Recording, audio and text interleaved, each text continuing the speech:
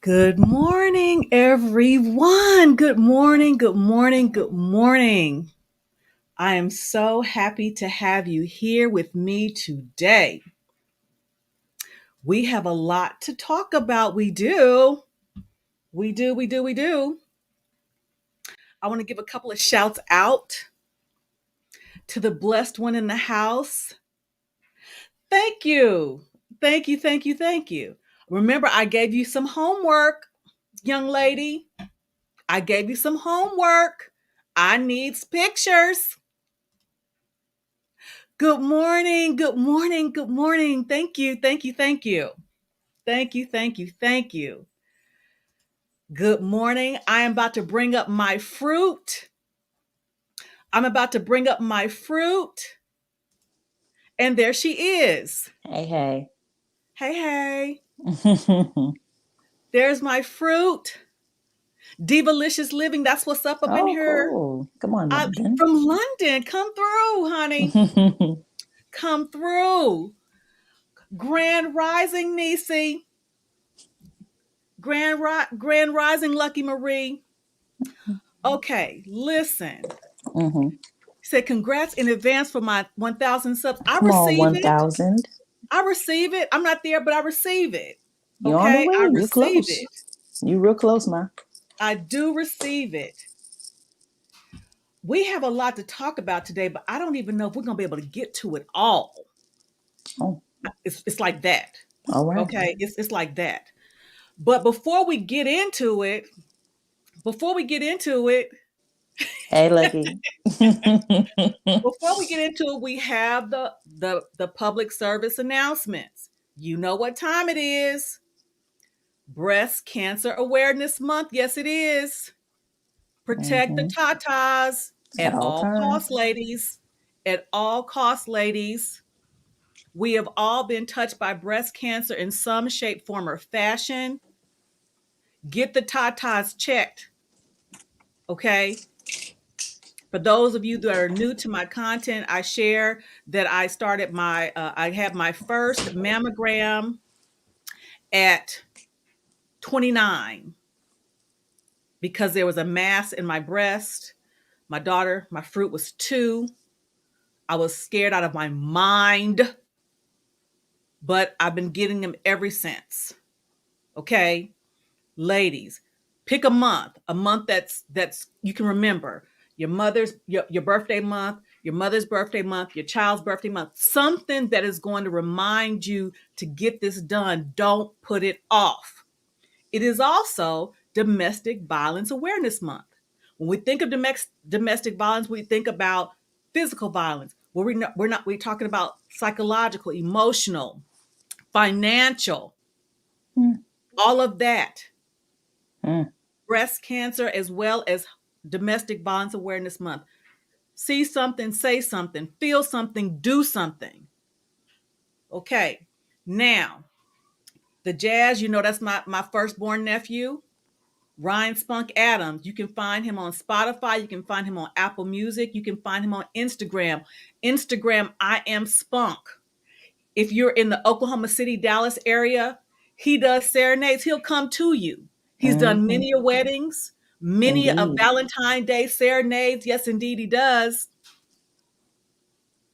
Oh, Praise beautiful. God. Praise God. Yes. That's what's up. Absolutely. Absolutely. Yes. Awesome. Good morning. Good morning, Melissa. So he, for the jazz lovers, if you want a sexy saxophone player, Rhyan Spunk Adams, you can find him. Now, I would shout out to my husband, who's a hardworking trucker man, and all those trucker mans that are and trucking ladies running over these highways and byways. We thank you because you are definitely an essential worker keeping this thing going here. All right. Mm-hmm. Now, I'm gonna go ahead and do this. I know my fruit is not gonna want me to do it, but I'm gonna do it anyway. Oh, I Lord. need to address a few things. Oh, no. Oh, no. What are you trying to address? I need to address a few things. Um, Thank you. I'm giving you leather and pearls today, ladies. Leather and pearls. Leather and pearls. I'm giving that to you today. With a splash of red. Um, okay. You know, when I was in leadership, because again, I'm officially retired now. I'm officially retired now.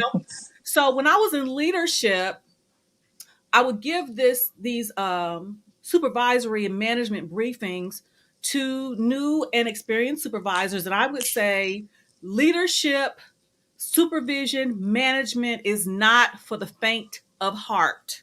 It's not. It's not. It's not. Mm-mm. It's not for the faint of heart. Okay. If you can't handle the heat, get out the fire. Because it's Basically. not, because again, you're managing emotions, you're managing people, you're managing attitudes, you're managing work styles, all that kind of stuff. The reason why I'm saying that because YouTube is not for the faint of heart. No, it's not. Or you have to just I'm not care. I'm learning that it's not for the faint of heart. Well, why do you say that, TT? Well, I'm glad you asked. No, no. Because I've been getting calls and reach outs. Well, before I get into that, I want to thank the Lapeef Network. Shout out to the Lapeef Network because I have been a friend of the show and I am still a friend of the show. And I thank you for allowing me on your platform, allowing me to speak words of encouragement, words of wisdom. And I pray that I'm able to do that continually. And one of the things I say is that I don't do ignorance. I don't do foolishness. I don't do beef. Why do you ask? Because I am grown. I'm middle aged. I'm a mother. I'm a grandmother.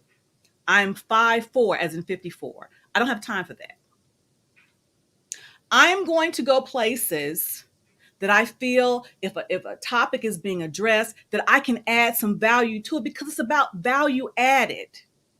Mom, what did you do? I'm not doing anything yet. Um, so I'm going to go wherever I feel that I can add value. If there's a topic that's being broached that I think I can contribute, I'm going to go there. Irrespective of any beef that has nothing to do with me. Oh, Lord, what did you do? Why are you going there, TT? Well, because it's come to my attention that some people are saying that I am a traitor. What? What are you talking I about? I know I'm a traitor. Mom, what happened? Because you're Be- doing all this kind of well, incognito stuff. I'm, What I, happened? I'm because the Peef Network and Conversations with King, two different networks, Okay. powerful young men on both sides. Okay. Apparently, there was some discord between the two of them that has nothing to do Okay. with me. So Okay. I go over to support King because some of the conversations are good and I can identify with that. Okay. Well, because I started off on Lapeef, and apparently there's some discord between the two networks, Oh, there's okay. been consternation saying that because I'm showing support over at the King's network, I am a traitor. And you care why? Well, I don't. But Okay. I'm putting this out because again, I'm sharing this because I want you all to feel the same way. Go where you feel that you can add value. No matter what people say. No matter what people say, because again, the message is bigger than the platform itself. So I don't get involved in beef. And what I really appreciate about these young men is that when I've seen what I find to be troublesome on both sides, what I see to be foolishness on both sides, I've gone to them to say that. I've gone to Lapeef Network to say it. I've gone to King's conversation to say it because why? It makes no sense. So if there's a question of me being a traitor, I'm sorry that you feel that way, but I don't really care. But here's the situation though. My first loyalty is to myself, to my fruit. For those of you who appreciate the message that I am giving, no matter where it is. So I've said that and I won't be repeating it. Moving on. Okay. Thank you. Okay. Um, so we're going to get into a topic today that is really, really important. You saw the thumbnail. Mothers are dying for a break. Mm-hmm. Mothers are dying for a break. The reason that I wanted to bring this topic up is because last week there was a young lady by the name of Olivia Popham, and I'm going to bring up the story in just a moment. It was a 21-year-old mother. I don't know if she was married because I've heard different stories that she was a single mother. Then I've heard stories that she was married and her husband was separated, but I really don't know. But what I do know, she has two sons under 3. And the pressures of motherhood got so great for her. She felt that she had nothing else to do that she could do but to take her own life. Mm. She talks about on social media that the depression was getting to her. It was getting too much for her. Okay. Mm-hmm. She's talking about that. See if I can pull up some things here. She's talking about that it was getting too much for her. She thought that she could handle it, but she couldn't. So here I'm going to pull up this article and I'm going to read some of it. You see her here, Danielle? Everybody Mm-hmm. see her? It says, here's why Texas mother Olivia Popham committed vehicular suicide after posting suicide letters on Facebook. Okay, I'm going to go to her post. It says this. Well, the sad story of Olivia Popham's death started at the beginning of October when she stated no, when she started leaving messages on Facebook stating that the rigors of being a parent had become too much for her to handle. She cried out on Facebook stating how she wanted to have some time to herself to breathe. She said she wanted to be able to go to the bathroom without her kids following her. She wanted to be able to sleep without her kids waking her up. She wanted a break from being a parent. Olivia Popham's suicidal messages would continue through the rest of the month and got progressively more scary recently. In her last days, Olivia Popham hinted she was ready to commit suicide when she wrote, "Checking out. I'm sorry, I can't keep battling depression."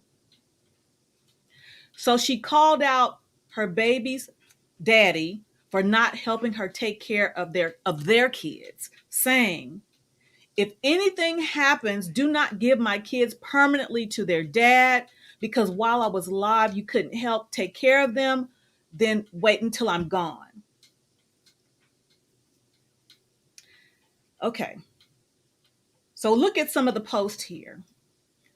On the 7th, mentally at my lowest, slowly losing my mind. On the 13th, having to do this parent S alone has really made me a lot stronger and shows me that I'm capable of doing anything that I at the same time I want to breathe. I want to be able to go to the restroom at least once without little kids following my ass.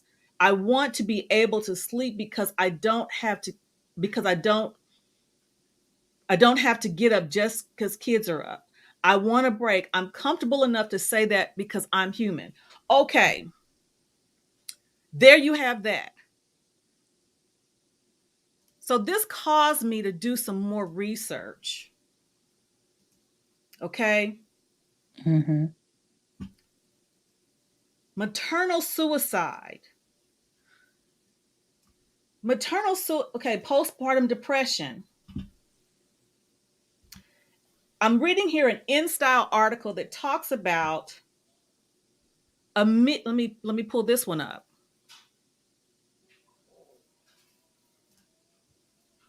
This is an InStyle article of February 2020.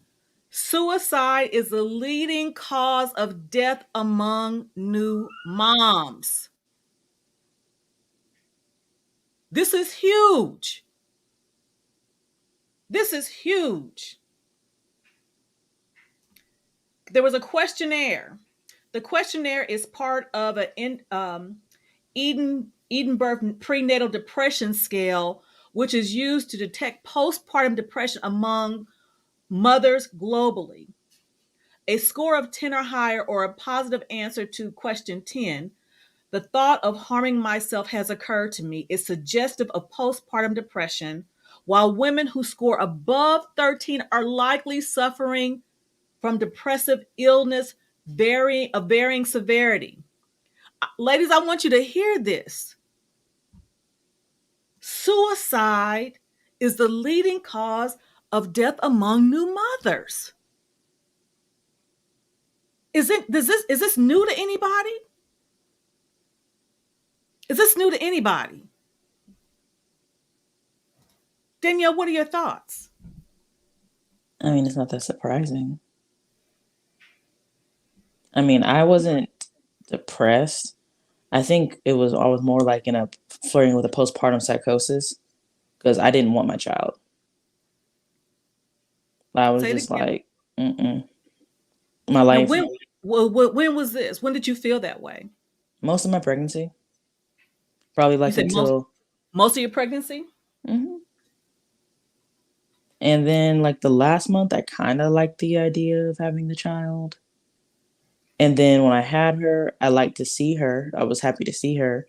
And like the first couple of days, I was like, okay, because I was in the hospital. So, they took her at night. So we didn't have to worry about the night shift for the first couple of days. Then we got home and I was okay for a little bit. And then, like, the sleep deprivation is what made it worse because it's like I'm having to get up every like 4 hours with no sleep, barely any sleep because I can't sleep because she makes noise when she sleeps. So I'm just in a constant anxiety. So it was just like, you are ruining my life. That's how I looked at her for like the first, I'll say at least 3.5 months. It took a while. Even with me being married, it was just like, because again, I was never the person that was like, oh yeah, I'm strong enough to raise this kid on my own. Mm-mm. I never thought I was strong enough to raise a child on my own. So I already knew, and I'm pro-choice on top of that. So I'm just like, if I don't want the kid, I won't have the kid. But I'm married, so it's a little different. But it took a while for me to be like, oh, I like her now. Like I probably didn't start liking her until like about month 4 when I was getting sleep. But for a while, I was like, I don't like this kid. I don't want this kid. Why is she here? And so it's like, but at the same time, super territorial at the same time. So it's like, I didn't want her, but then I didn't want anyone else to have her. It didn't make any sense logically. So I'm like, if you're tired of her, give her, to the like, nope, mm-mm. I want her here because it's a territorial instinct when you're postpartum dealing with all of that. I was extremely irritated, like very easily agitated. So I learned now if I do have any more children, let's not have anybody around me for the first 2.5 months at least, because it's just I couldn't. I was trying to figure out what the heck just happened to me, and having people around me too fast didn't help. So See what Lucky says? yeah, like so I understand, Lucky man. It's real. Like I hate the whole idea or narrative that they try to spin in movies. Like you saw the baby and you're just like, oh, I did everything for it. I'm like, you don't know her or him. You were making him or her, but you don't know them. Like, and it's just like because I remember what gave me a lot of peace about it because I think when I talked to you about it, it didn't go over so well. But I had a coworker, not coworker, my old boss actually. She was pregnant with her first child, and Mm-hmm. she was telling me, she's like, I was really nervous because I wasn't sure if I was gonna love. I'm not gonna sure if I'm gonna love her automatically. And then she had a friend who told her like, I looked at my kid like I didn't know who that kid was for the first like 3 or 4 months, so don't feel bad. And I was like, thank you for that because like I just this whole super emotional. Oh, I just talk to them and I love everything about them. I'm like, you don't know them. And there are some women who do feel that way. Some women who are in love with their baby from the first time they found out they were pregnant. I just wasn't one of those women. But it doesn't mean I And was wrong. I'm just different. well, and here's the thing, let's talk about it because I remember when you told me that, I was like, it wasn't, You didn't take it well. I didn't take it well. I was Mm-mm. like, what do you mean? I was nervous about that. You Mm-hmm. know, I Yeah, was because nervous about for me, it's just like kids for a long time I didn't want to begin with.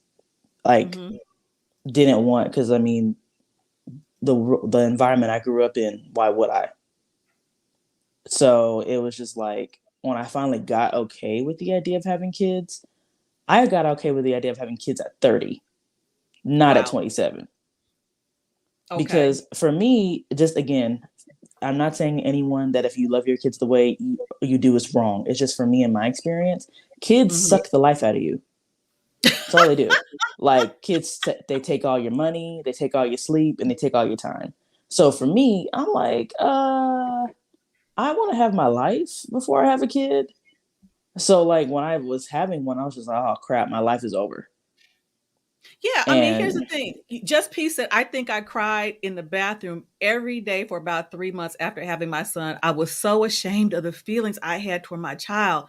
It is real. it's very real. Like I said, I didn't have the full blown depression, but I definitely had anxiety because I was nervous when anyone held her, like Yes, hawking them. she was. And I felt no shame. And I'm No like, shame. I had you. I know how to do I this. don't care. And She that's the did thing that with with that's an older she did that generation with thing. me. She did it with my mom. We both looking at Hmm. each other like, how she I get don't here? care. She, I did not care. And this is again why I won't have anyone around my child if I have another one for a while because of that. It's like you have to realize this is my first time. Just because it's not your first time holding a kid doesn't mean I'm not nervous about you. Like, and I have the right to be as a new mom to be nervous about anyone around my kid. And you should be. You shouldn't just be like, oh yeah, do whatever you want with my kid. I don't know how you and her will, gel. I don't know any of that confidently. So and I'm my like, no, feelings I'm for her. gonna, and I did not care. She didn't. So I stayed, mommy said, my mom said, just give her some time. So I stayed away. And then she Hmm. came. She came and said, Mom, I need your help. Yeah, when I was ready, I was like, okay, here we. And that's again learning from experience. Now I know I need to not have people around me that soon because I'm trying to figure out who the heck I am now, figure out who the heck this kid is, how they Mm-hmm. gel with me because they know me, but I don't know them. So it's like a whole different dynamic of trying to get in tune with them that I should have had more time alone with me and my husband before having family around because it's just like it's very fragile. Even if I do have a second child, the dynamic is still different because even though I know generally what to expect, I have another kid to think about and their dynamic in the situation. How are they gonna feel? Are they gonna feel replaced? And that's something I can't navigate while trying to deal with other people's emotions on top of that. So I'm like, yeah, no. And see, here's the thing, I feel so bad about this young woman because for whatever reason, she felt that she had no support. I don't know her story, um, but she talked about her children's father. But also, when you think about having children, a lot of times we don't think about the support that we'll need Oh because yeah. I don't care how independent you are. A child makes you dependent on somebody. Ex- Very much so. Because like I already talked to Kevon about it. Like we're not having another kid until we can afford a nanny. And I'll be that. I'll be like, oh, you want a nanny? You want some? Yes, I want someone else to raise my kids. You show right. I don't feel any shame because at the end of the day, who's providing for the kids? Me and my husband. And if that means I need someone to do the night shift while me and my husband get sleep to support this family, you're doggone right. It's Like, very important. because it's this whole stigma of like shaming mothers for outsourcing housework. I don't get it. Maybe it's a generational thing, but I will have a housekeeper. I will have a nanny. All the things I will have. And there's nothing wrong with that. If I have the means to do it, why does it matter to you? It's no different than daycare. The difference is I just have more control and I'll pay for that. So it's just like, I don't get the whole stigma around that. But for this young lady, I can only imagine how, because I don't know how young her kids were, but I do One know. is not one of them. Let me see if I can pull it up. One of them. I mean, they're babies. I mean, I think they're both under 3. One may be under 1. Yeah, because like I So see what AC is saying, and I will say this: I don't think people really come to terms with themselves enough before they have kids. true. Because I know me, I'm extremely selfish, and I don't have a problem with it. Extremely selfish. I will not. I will feed myself before I feed my kid. I will shower before I change her. And the reason is, what good am I, funky, starving to her? I'm more irritable. I'm more likely to go off. I'm less patient. So, like this whole put your kid before yourself, bump that. I'm putting myself before the kid because if I can't support her emotionally because I'm not okay, what good am I to her? And here's the thing. Let's think about this for a minute. This young lady was 21, So that means and she I'm was just having kids at like 18. and I'm gonna tell you something. My mom had me at 17, and then she had my sister by 19. And y'all can call me. Y'all can be mad at me if you want to, but y'all ain't made like they was made. We not. I wasn't made the way my mom was made, and y'all ain't made the way I was made. Y'all can't handle it. Y'all can't. Y'all are Yeah. not, and it's not a dig because a lot of it is our fault because we made things so much easier for you than it was for us. Mm-hmm. You didn't see struggles. Yeah.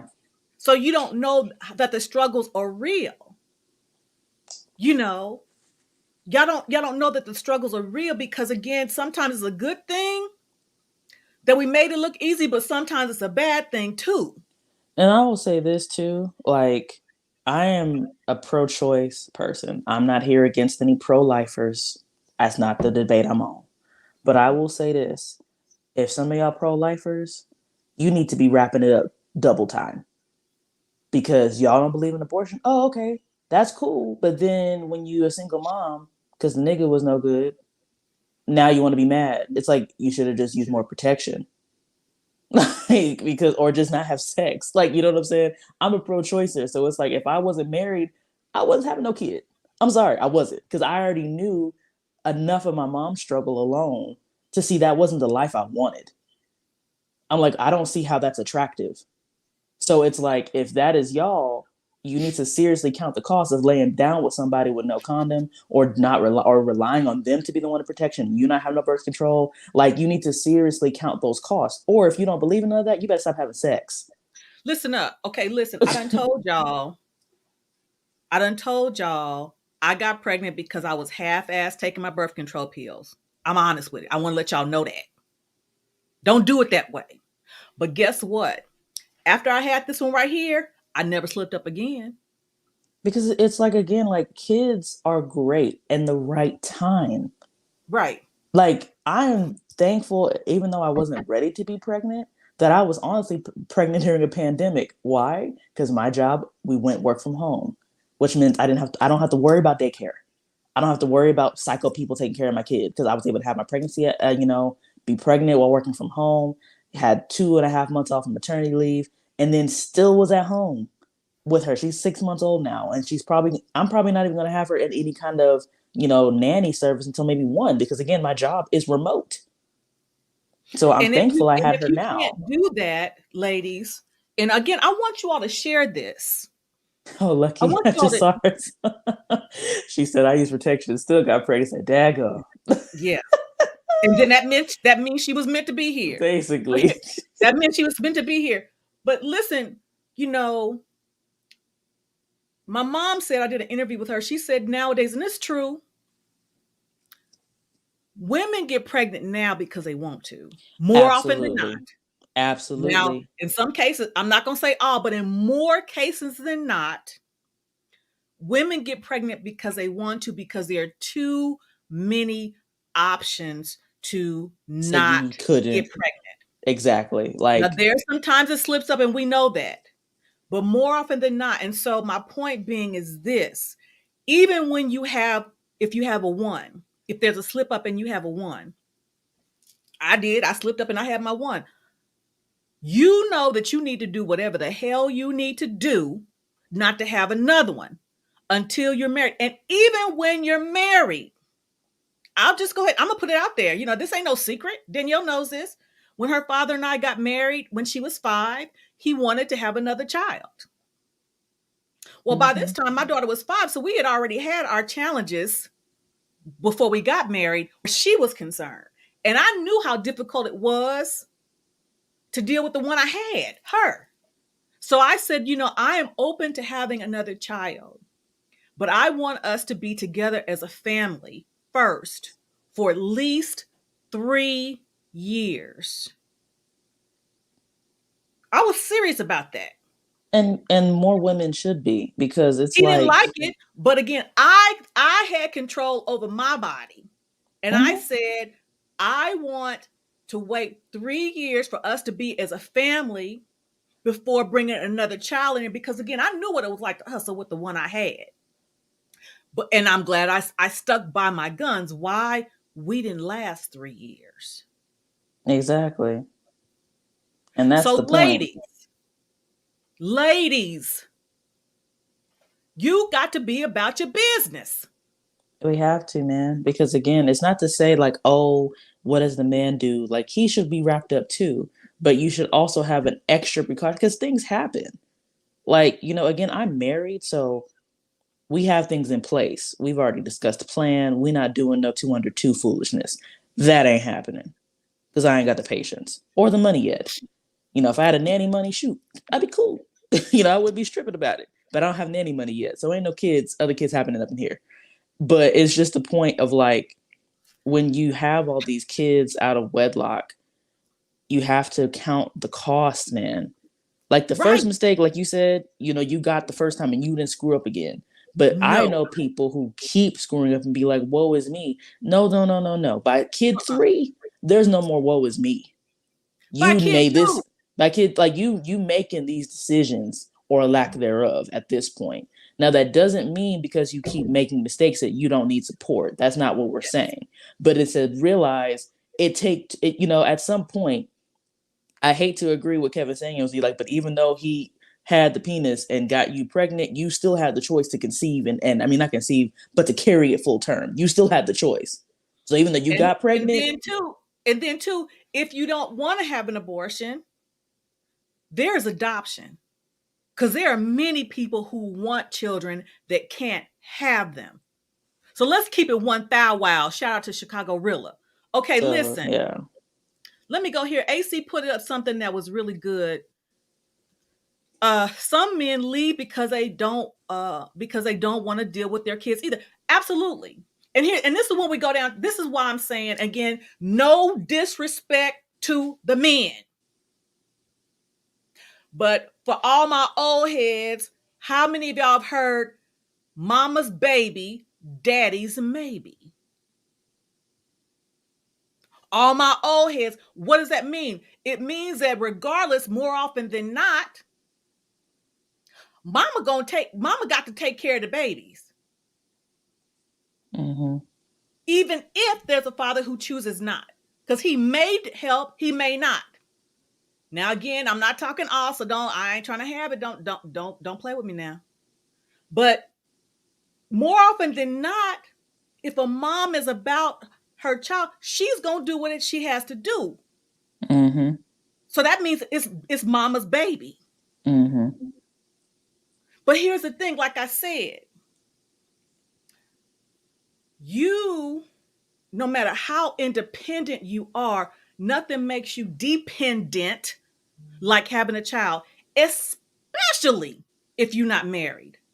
What am I Absolutely. talking about? Well, I'm glad you asked. I know I have my daughter. Let me pull up a picture of my baby girl. Always embarrassing me. That's my baby. That's my little dinkum. This is us, my little fat thing. I loved her from the moment I knew I was going to have her. I loved her. I credit her as making me grow up because I was irresponsible. I was irresponsible. This picture, I moved back to Oklahoma by this time. I moved back to Oklahoma. This picture at the top left, she was maybe, I don't know, 3 months. So I'm identifying with Olivia Popham. I loved her, but it was over my head. Mm-hmm. I was in California. My mom and all my support was in Oklahoma. Like the young lady saying, I couldn't even go to the bathroom. When I would go to take a shower, I'd bring her. I have her in her little bouncer in the bathroom with me so I could shower. All that. I'm by myself. I think I didn't even know postpartum was a thing back at the time because, again, this is 1994. Mm-hmm. I was losing it. I was losing it. I called my brother and sister-in-law who lived around the corner. I'm like, can you please go get her? Can you please just come get her? I just need to take a bath. Can you please come get her just for a little while? And I mean, it was a lot. They came Yep. and got her so I could just take a bath and just breathe like the young lady said. I understand that. And it's not talked about enough. Like it's not even that it's not talked about, it's not normalized enough for me, because it's just like it's normal to not want your kid. Stop making it seem like it's not. It's just as normal for you to want your kid. Both are normal. And there's nothing wrong with you for feeling that way. Like I said, now Yes, Michelle, I love a little punk. She get on my nerves, but I love that's my baby. her. she That's my but dinky. but month one, Yeah, no. Cause I didn't know. You go through an identity crisis. You go yeah, from being an individual to being, joint with another individual, which is okay. That's, step one. Then you become an individual taking care of a helpless individual, like yeah. forever. Because like you can stop being a wife, you can stop being all of those things, but you can't stop being a mother. Even if you will always be that child's mother. So that's something that's very, it's not to say like traumatic, but it's a big deal. So And it's like, oh, the stress. And that is why I knew I'm going back to support, ladies. And again, this goes for men too, but I'm just speaking in general for the ladies, okay? That's when I decided to move back because again, I knew Danielle's father loved her the best way he could, but he was not helping me the way I needed help. I needed help. So I decided to move back to Oklahoma, and he was not pleased about that. But I had to. I was losing my mind. Like the lady said, and heaven help, this child had colic. Oh, he did. You did. I did? You said I only had a little bit. You had like the first month or two, you had it. Oh, But I did? I thought once you or said it was like twice, one thing or something. I thought you said it was like one once or time. twice, that's enough. Oh You'll yeah, remember it's that because you didn't get no sleep at all. And there's nothing I could do to soothe you. Nothing. So I decided to move back to Oklahoma. I go back to school. I'm in graduate school. I'm working two jobs. And this is where the peanut gets chewy because you can still have support. And sometimes it still ain't enough. yeah. Why? Because at the end of the day, if they say they're going to help you, they can up and decide, I don't want to do it today. Why do you say that? I'm going to tell you. Well, I mean, you've done the same thing, Like Yes. I'm in the same position with you. It's like I had to build my life with you being an addition, not like a requirement. Because it's like you can up and decide, even if you love Michelle, but it's like you got your own thing going. So I understand, like I can't depend to the extent of like, oh yes, you're gonna be like a living nanny. No, I This have to here, get my own budget for that. the way I was even able to get a commission and become an officer.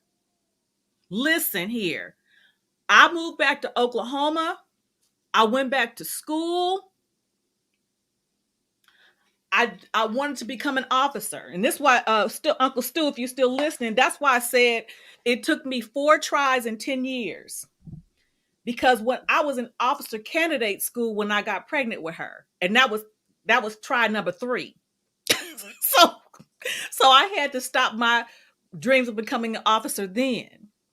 When I go back to Oklahoma, I say, Mommy, I want to go into ROTC, but there's no way I'm going to be able to get through this program without your help because I'm working 2 jobs.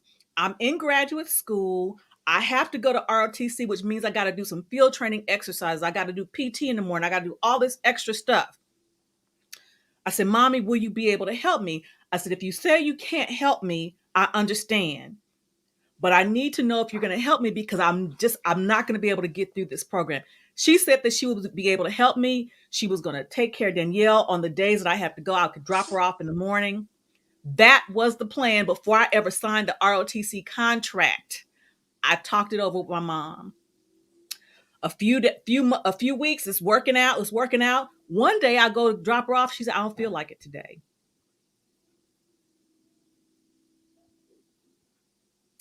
I said, but Mommy, you said I don't feel like it today.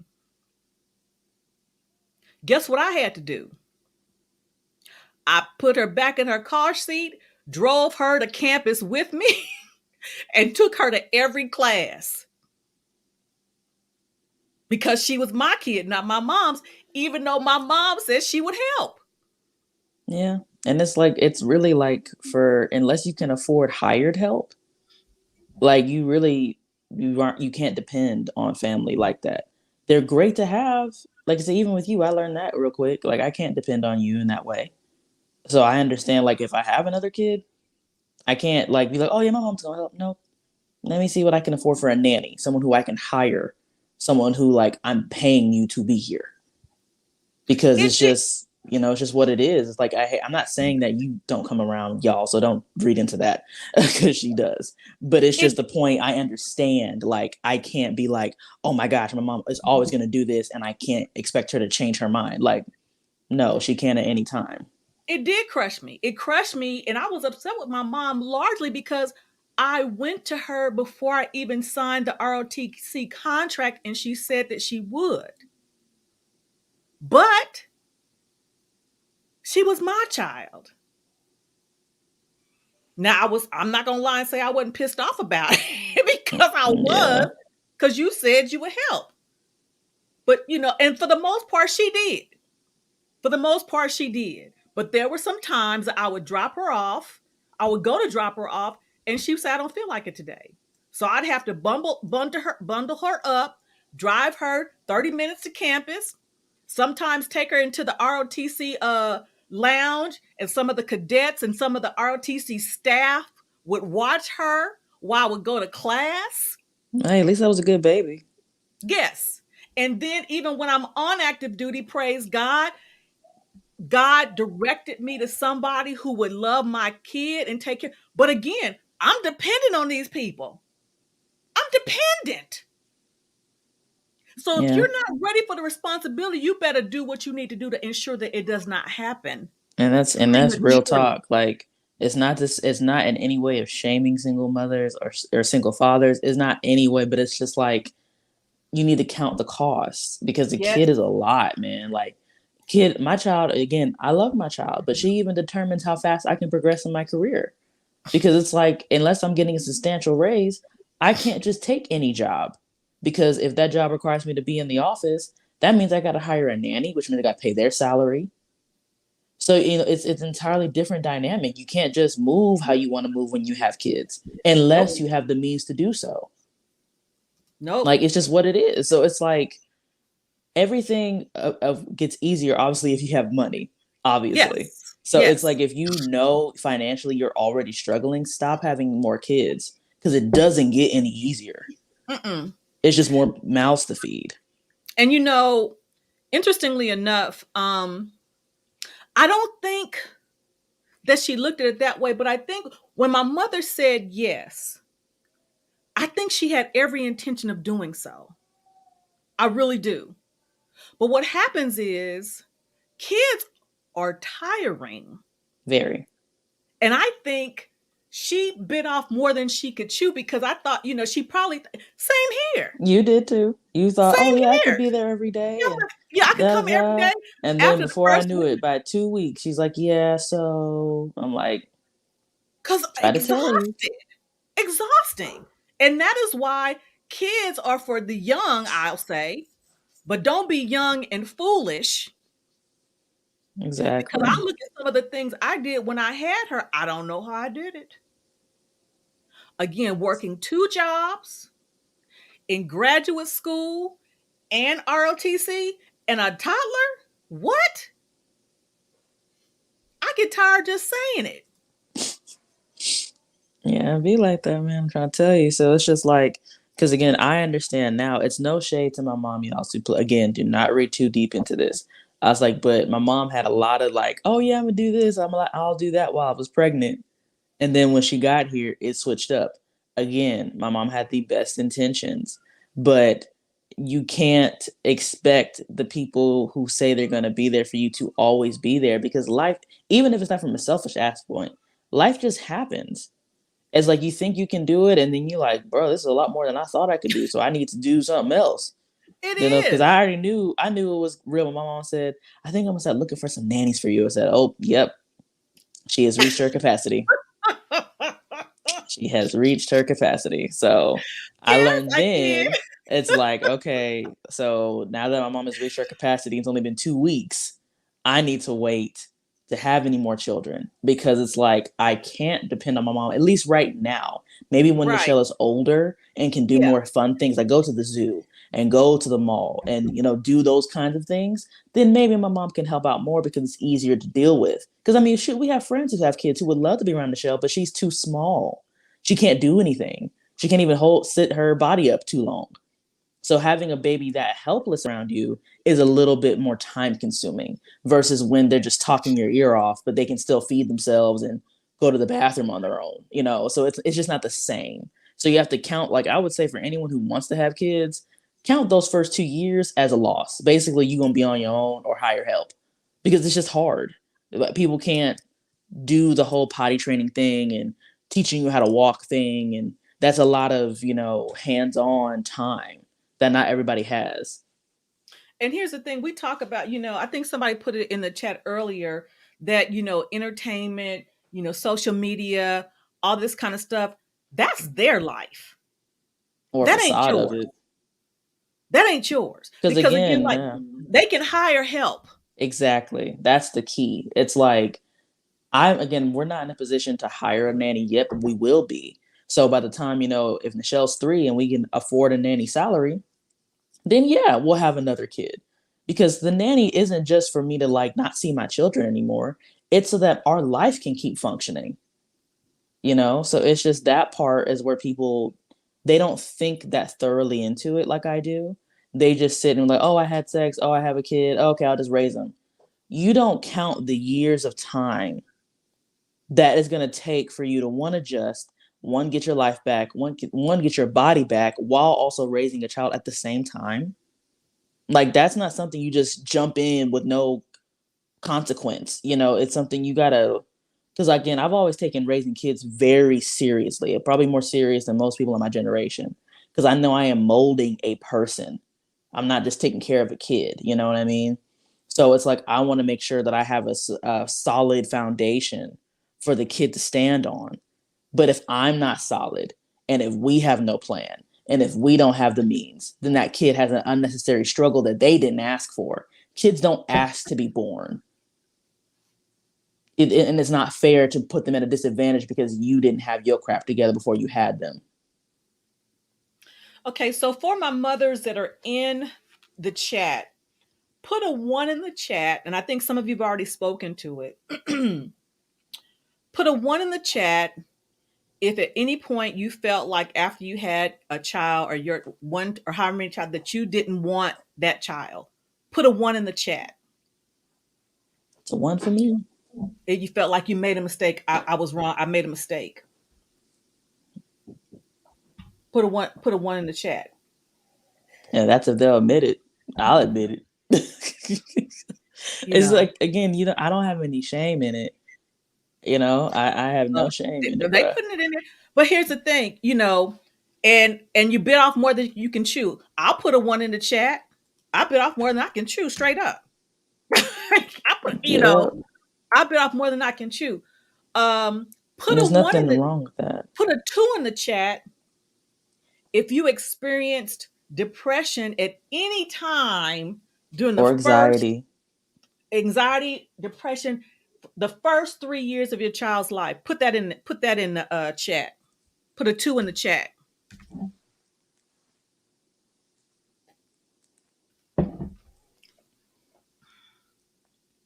Like I said, it's real, man. It's extremely real, and that's why, like, Now, when you women, hold on, see, Danielle. Put a huh, 3 in the chat if you got help for it. mm, I'm waiting for that one. If you got help for that, because I got as help. in as in therapy, whatever.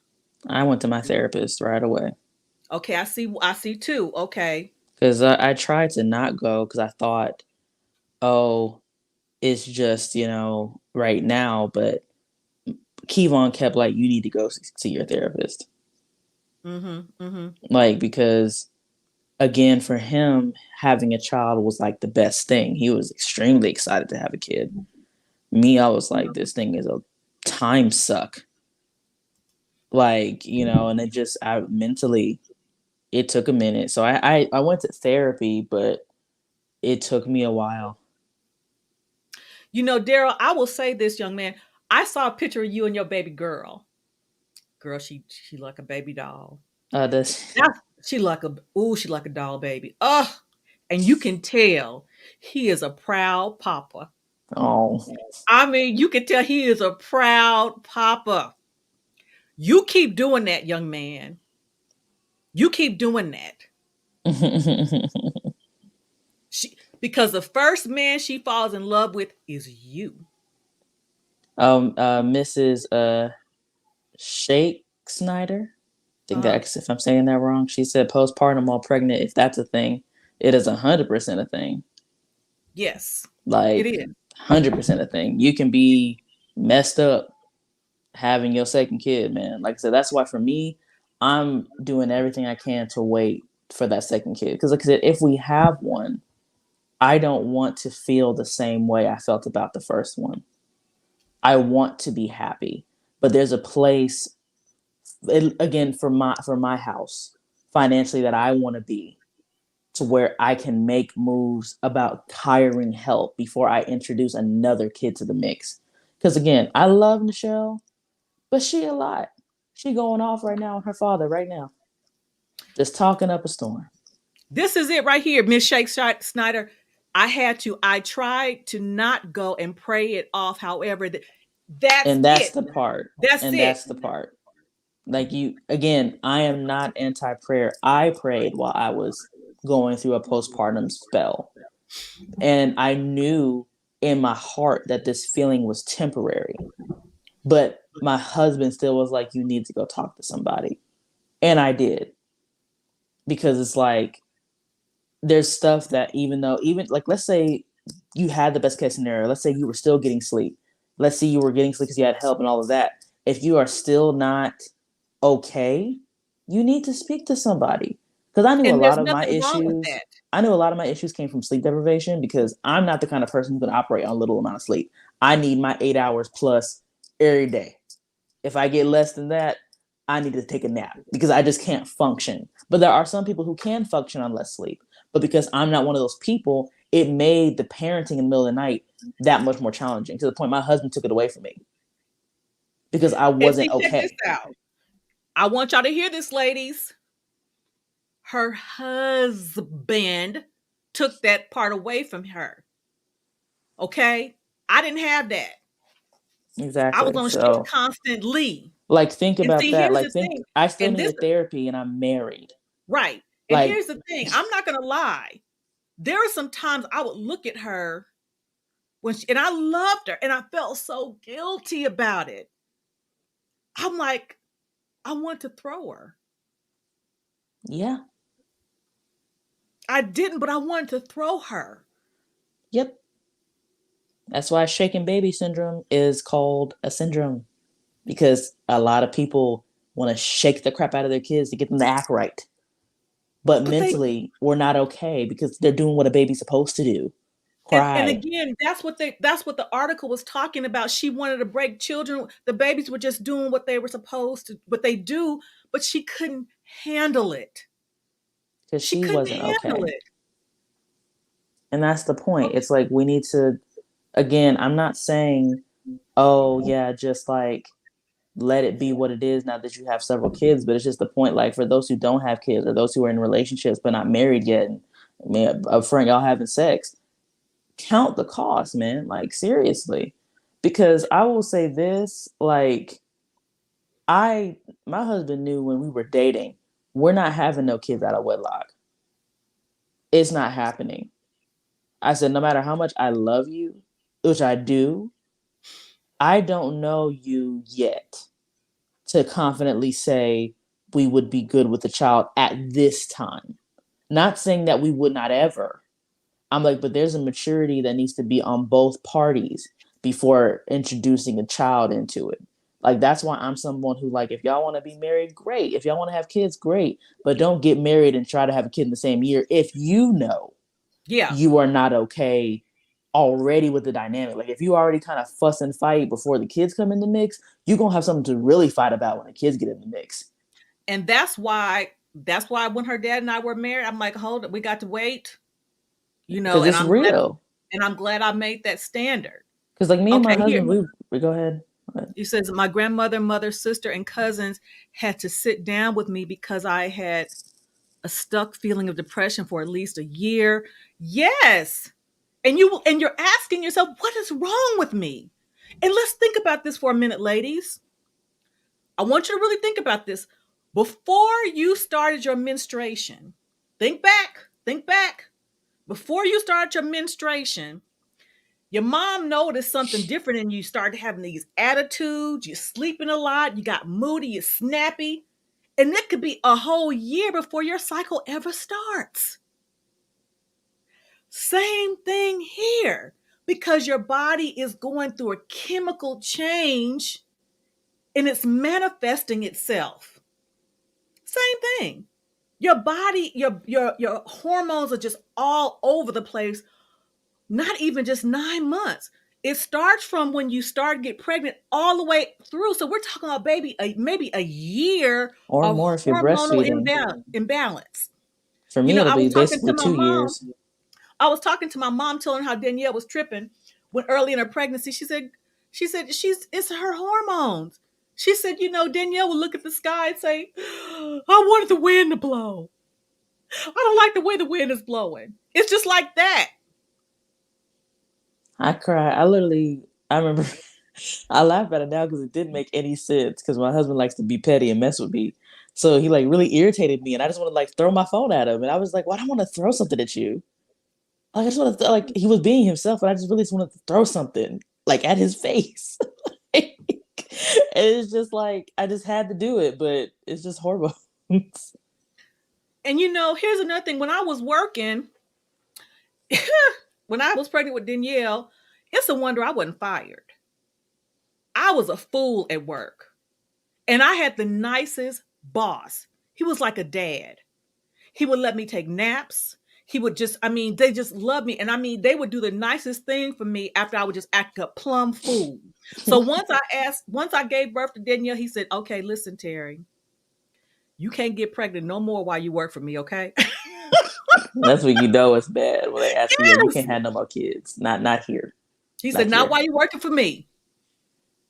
Yeah, and I know I apologized to my former boss before I got promoted. Be like, I just wanted to thank you for dealing with me because I know I had said a lot of things, and I'm just so sorry. And the only thing that probably helped is that he's married and he has a few kids, so he probably went to his wife and be like, I don't know what's wrong with this coworker. And she like, is she pregnant? Let her be. Because probably because I was a mess. I was just out here if anything, I was more irritable after giving birth than I was pregnant. Because I wasn't as bad emotionally pregnant. Like I had my spells here and there, but like it got worse after I had her. Because that's when my mom couldn't be around me really at all without her pissing me off. Like I was just like, she need to go. She need to go. She needs to stop Yeah. talking to me about this. Stop telling me Yeah. this. Like I was so easily agitated, like more than I And was lucky if pregnant. you're still here, we both Jim. So, she has a strong personality, and so did I, So I had, and that's where a good husband comes into play, because Kevon had to play referee sometimes because my feelings were hurt. And I didn't care. And again, when I say I didn't care, it's that I have a tendency to kind of always overcompensate for other people's emotions in my family. So when the one time I needed someone to compensate for me didn't get validated, oh, I lost it. I absolutely lost it. I said, I'm done with this. Get out my face. I'm sick of this because I'm literally going through something that I can't control right now. So for you to be as sensitive about it, you can get out. Now, she didn't Because say that to me. She was no, thinking it, but she I didn't was say thinking it. it real hard She because I didn't was say just it. so at the time, mom had probably had no idea I was thinking this stuff. But looking back, I was just like, yeah, that's why. Again, I love my family, but they tend to take sensitivity to the next level when their feelings don't get met. So because I understand that about myself, I'm like, it's best just not to have y'all around right now. Y'all can FaceTime maybe. I'm like, but unless you can kind of take that sensitivity barrier off, it would be best to not be around me because I won't have the capacity to care. Like I just won't. I'll be trying to keep a child and a toddler alive. See, and it's so true because she is very nonchalant. I don't know where she gets. I think she gets it from her father, because I'm very Probably. emotional. I'm I'm very. emotional too, but like, let me clarify what it is. So now that I've become a mom, I have a capacity meter. It's probably about this big. So like my capacity is filled already being a wife. It was probably like about maybe 25% being a wife, right? Then I became a mother. Then it went to 80% filled. So like there's like a 20% margin of caring about other people's emotions that I don't have the time to engage all the time because I have to deal with Michelle's emotions and Michelle's fits and then my husband and then myself. So if anyone comes to me with BS right now, I don't care because I just don't have the capacity to. It's not to say that I'm insensitive, but I don't have the luxury of going with your emotional fit right now because I have a child who's throwing a tantrum in the other room. Like, I just don't have time. It's something else I was going to say too. Let me think about that. Um, Danielle said something that's very true because, again, as a mother, and it's really hard because before you have a child, you are whoever you are. And then when you have that child, you're so and so's mother and you forget who you are. I will never forget. And again, going back to this young lady, can you imagine being 21 with two kids? I'm sorry. I read AC's comment.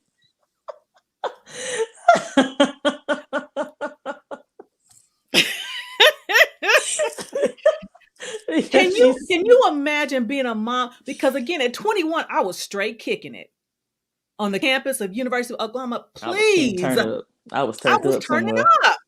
Was I going cannot somewhere. even imagine the stress of one child, let alone two, at 21. Mm-hmm. So again, and all you have around you is little kid stuff. Yeah, and I When I mean, who went back, imagine her friends? She could have friends not living the yes, same life. yes, It's different because it's like, again, me and my husband were one of the last ones in our friend group to have kids. Like, everybody else around us had children. So for us, when we had a kid, instant support. Why? Clothes out the wazoo, tips out the wazoo, suggestions, pregnancy tips. So there was no feeling alone for me because I had so many people in like recent generation. It's different when you have your mom because it was 20 something years ago. But when you have a friend who had a child last year or 2 years ago, they have stuff as of right now that can be really helpful. So it's just those kinds of things that if she, who knows, she may have not had that. At 21, you don't hear in this time, really, 21-year-olds getting pregnant like that. with two Not kids at like with 21. two kids. Like, it's a little bit unusual for at least from my circle. Again, I don't know everyone's circle, but But just here's the as an thing. observation. But here's the thing, ladies. It goes back to, and I don't know this young lady, but if both of those, because she says their children, so I'm assuming that both of the children were with the same guy, and I don't know if she was married or not. But again, at some point, she probably believed that we love each other. Mm-hmm. We're in this together without even allowing any space really between the children to even understand what kind of dynamic they were going to have as a couple, as a family, to make the decision, do I want to have a family with this dude? Yeah, and also too on the men's side, because they don't talk about, I'm not saying that men have postpartum, like exactly that terminology, but Mm-hmm. like they have a struggle too. Because if you're, again, my husband had to deal with my crazy tail. I was out here letting everybody have it. I was like, bump y'all too, get out of my house. I don't need them here anyway. Just all types of hostility, ready to fight at any moment. And none, my family didn't see it, but my husband saw it. So imagine he's happy about this child being born, but I'm telling him how much I don't want her. I'm telling him how much I can't stand my family. I'm telling him how much I just wish we could go back and give her up. Like, all on a regular repeat for the first 2 months. That's a lot for him too to deal Mm-hmm. with. So it's like men have to pay attention when they're spreading their seed. Is it worth it? Is that one nut really worth it? Like, you really need to like pay attention, men as well as women. Because yeah, the sex is great, but depression ain't, Mm-mm. anxiety ain't, Mm-mm. suicidal attempts are not. Mm-mm. And it's like, again, no one counts the cost of their split sexual urges or their split need for instant gratification. It's like, you need to count the cost, because those kinds of changes, even if you take them back by abortion, it still changes the woman and your relationship forever, because you will always remember that one child you could have had. And what if she had the abortion because you didn't want to have a child? Now she can't conceive at all. These are things that happen. And it's like, people, that's why, again, sex was not meant to be had out of wedlock for these reasons, because they are coming with unnecessary complications that if you would just stop having sex, you wouldn't have had these issues. And here's the thing too, let's talk about maturity for a moment. So how mature could she have been at 21? Because I'm going to looking at the age of the children, she probably had her first baby, got pregnant 18, 19. So let's talk about the man. She's hormonal. She going off. She's snapping. The man is not mature enough to understand that she's not herself because Exactly. of the hormonal imbalance. So he's taking it personally, and that's making it even worse Worse. between the two of them because he doesn't understand, well, this is just really not her. This is the hormonal thing that she's going through. But all he knows is that, like you said, she's snapping on him. I don't want this Exactly. baby. You make me sick. I can't stand the way you smell. Or I mean, all these things because you're not ready. Exactly. You're not Because ready. blessings out of the wrong time can be a curse. Seriously. If you get married at the wrong time, you have a child at the wrong time. Because people think like, oh no, we'll be protected. We won't. Not always. Sometimes yes, because I know I could have had kids out of wedlock. I'm not saying that I'm out here perfect, but realize that there are costs with your decisions. And sometimes your consequences can catch up to you in real time. Sometimes they don't, wait a while. And it's like playing Russian roulette, having sex. It's not worth it. I can't see a reason for it to be worth it. And I'm gonna go ahead and tell you, I done said, Daryl, you're right. And that's why I'm gonna leave it to you all. Because again, I can say it from an auntie's perspective, but you men, Uncle Stu, King's Conversations, the Peep Network, y'all have to do that your part to grow these men. I'm Absolutely. we're trying to help the women on our side, and we will definitely talk about what we see from the to our men from a men's perspective. But I'm counting on y'all. Because I'm again, counting no on y'all. one's talking about that sex isn't meant to be had with just anybody. Like no one, I know it's not the norm anymore. I'm very aware of that. Everybody's out here having sex and relationships. Nobody's waiting for marriage no more. I know that's the norm. I'm not under a rock, people. But just because it's the norm doesn't mean it's right. Yeah, yeah, Like it's not supposed to be this way. Because yeah. again, you create unnecessary consequences for yourself. Like you need to be careful.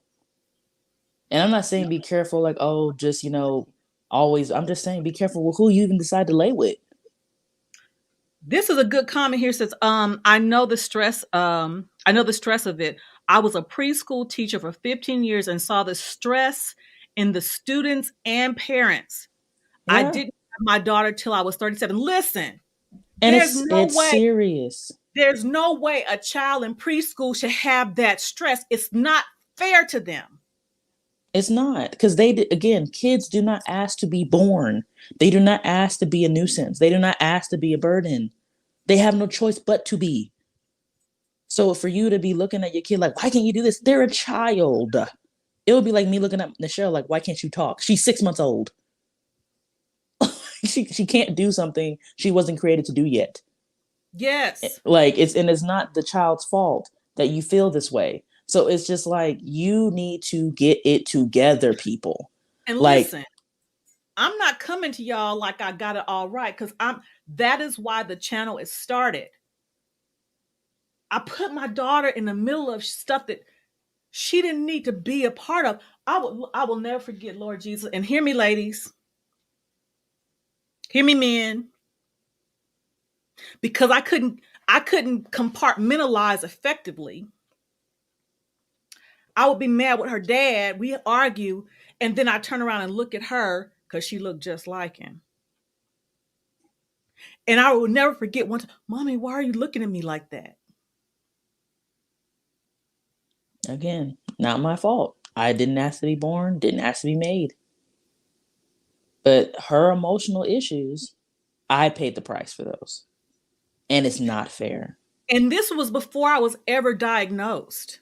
Because some people can just have postpartum depression or whatever, but I had anxiety and depression long before I was ever diagnosed with it. So having your kid on top of Long, that, yeah. Did So not I help. already had it even before I had her, but didn't know it. And so when I was finally diagnosed, I understood a lot of the things I did years prior, even going back to college. So get to know yourselves, people. And if you feel something that just ain't right, before you bring some kids in, seek help. Mm-hmm. Seek help. Because see, now we have these two babies that have no mother. We have Yeah. these two babies that one day are going to be able to see those posts that their mom stated, and they may have some guilt about that And it's and not their ask fault. themselves, why didn't she love us enough to stay? They may see that their mom is saying, I wish I could do this without kids. I'm tired of being a parent, without their mother being able to explain to them what she meant. Exactly. Because even though I couldn't stand the show the first 3 months, by the time she's a year, I probably can't even fathom my life without her. But again, had I taken my life before then, I wouldn't be able to see how things got better. And that's why it's, again, you have to count the cost. It's like, okay, we all make that one mistake. I'm not saying perfection is just everybody got to be perfect. But after a while, it doesn't become a mistake. It becomes a habit, it becomes a dysfunction. And it's like, how more dysfunctional will you be before you need to realize you're damaging a generation? Like, that's what kids are, a generation. Because the world for her at 18 will be totally different than the world for me at 18. So Yes. I take life extremely seriously. And I wish more women and men did. I really do. Because there wouldn't be so many kids in single parent households. There wouldn't be so many kids, being taken by CPS because people are beating their kids. It's Yes. like, people need to realize kids are a blessing in the right season and the right time. But if you just out here being reckless, you can't be sad or messed up if you are not okay because you didn't take the time to get yourself together. Now, I'm not saying it's not, you can't. I'm saying this as, if you know you're not okay, you need to go get some help because you are no good to your children broken and mentally not okay. And here's the thing, this young lady said, I feel like I'm losing my mind. And she probably was. Depression is a real beast, man. Like, people don't, they're not saying don't give enough credit to depression, but because depression is such a silent killer, It is. people don't take it to the same regard as other mental issues. Like schizophrenia, because you can see, or someone's like really tripping out, they take that serious because they can see the actual effects. But depression, you could just sit there and be depressed. You could laugh and be depressed. You can smile and be depressed. Okay, listen, hold that thought. Thank you. That was a premise too. No one knows the struggle behind the smile. No one does. You don't Because know the again, struggle behind the because smile. I have a person, like a friend from church. It's like, she doesn't know she irritates me, so this is not her fault. But whenever I come to church or whatever, she'll be like, I was having the show. She's like, oh, she's so cute. I'm like, yeah, I might be done, girl. It's too much. She's like, oh, no, you're not. I'm not. Oh, so you're going to tell me what to do with my body. Interesting. Because last time I checked, I can be done when I feel like it. But again, ignorance. She's single, not married, no kids. So she doesn't understand the weight of a child. She likes the fantasy of having a child. Because people fall in love with the fantasy. They're like, oh yeah, y'all can have cute outfits. Y'all can do this, this, and this. But you don't talk about the long nights, the lack of sleep. Or when the baby's sick.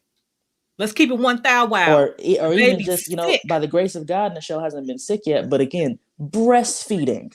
That's a whole nother freaking beast. I don't, she didn't even touch my nipple. It's exclusively pumping over here. And I'm still exhausted. Like, it's just the stuff like that they don't understand. And that's why, for me, when I start my channel, I'm gonna like say, stop telling moms to have more kids. Stop. Because you don't know what they're going through behind that smile or behind that little cute moment with the baby. That picture that they post on Instagram does not show the all day fuss to get them to take that picture. Mm. Like, you And here's don't stop it. and Like, here's the it's thing. annoying. This is why when I said mothers are dying for a break, I'm not just talking about single mothers. Mothers in I'm not general. mothers. Mothers. Like, last night my husband surprised me with the date night. Had my mom come over. I had no idea. I was like, oh, we're gonna go out. Okay. And again, I things are a lot easier with Michelle right now, but even still, I was so thankful to have 2+ hours of not meh or like just yelling at me in her own language. Like I was just thankful for the silence. I was like, oh my God, 2 hours without having to hear someone smacking you in the face with their hand or biting your face. Like it was great. And going back to this young lady, I remember going back when I went back to school, and it didn't even really dawn on me how deprived I was of adult stimulation My God. until I went to graduate school because I had been Barney, all these little Sesame Street, Winnie the Pooh, Yep. all these different things until I went to graduate school. I'm like, my mind was stimulated again. So Exactly. can you imagine this young lady, if that's all she has in her circle, is she like, who am I? And again, Seriously. plus she's 21. So that's already like an identity crisis because at 21, I didn't know the heck I was. Like I didn't come into the full like revelation of myself until probably 25, 26. Yeah, Like the Bishop, you're right. okay. And shout out 'Cause to your dad for look, and let growing me you tell you at an something. early age. When the shell is old enough, oh my, she gonna spend the night at Gigi's house. We're not gonna know what to do ourselves. Whole night? Oh God. I ain't gonna know what to do. When we can like start to travel and let her stay at Gigi's for the weekend or whatever. Oh my. Oh, oh Yes. Lord, it's gonna be a different. But again, I have a support system that allows that. Imagine the people who don't. So their life really does feel like it just stops. Like there's no freedom. There's So, no, ladies, peace. stop having babies out of wedlock. Listen, As much as you can. As my because mom sometimes said, wait, hold on, Pocket. My mom said back when I was growing up, she said, if a man loves you, he will respect you. I bring that forward because, again, if a man loves you and wants you to bear his children, he will respect you enough to marry you, one. Secondly, if you say to him, before you all get married, this is where these discussions come into play before you start laying down with folks. What is your idea? What are your thoughts about marriage? What are your ideas about parenthood? Your thoughts about parenthood? So if the man loves you and he respects the fact that you want to get to know each other as a couple first before having children, that lets you know, men, these women that you're seeing, have that conversation up front, because I've said it once, I'll say it again, and I was one of them. Don't underestimate a woman who thinks she's in love. oh my, there's a question from AC in the chat. What's up? What you got? She's do y'all think having to work and care for the children has an impact on this too? Um, I think yes, I definitely for the normal work that we were doing before COVID, absolutely.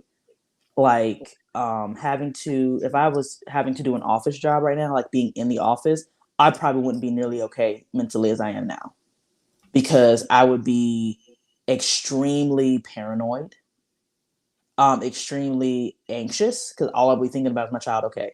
Is my child okay? Has she been fed? Has she been cared for? Like that's all I would be thinking about. Because again, no shade to my mom, but I'm even terrified of my mom watching her longer than a day. And she's clearly fine. It's just a hormonal territorial thing. So it's like that's why I do see it, like you said, more women are to stay at home with the children, I would. Me and my husband already talked about that before we got married, who would quit their job.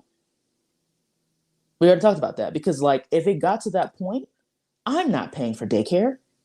What's the point? I'll just stay at home. Especially if my whole check is going to. No, that's stupid. I'll just stay at home.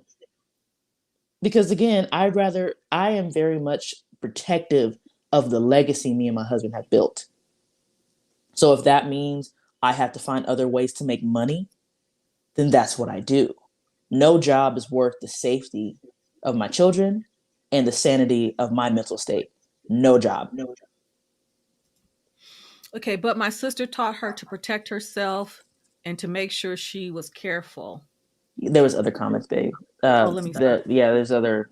She's talking about her baby sister had a daughter and was a handful, and others. I couldn't finish the whole thread. Oh, okay.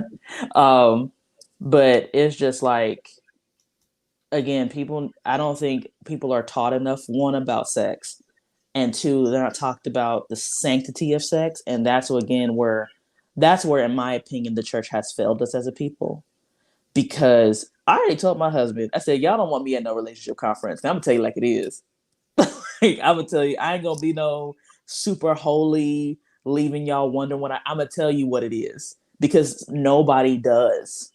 I'm thankful to you, Mom, that you gave me a book on sex and my period when I got it. But realize, even at At my 12, age, at at like 12.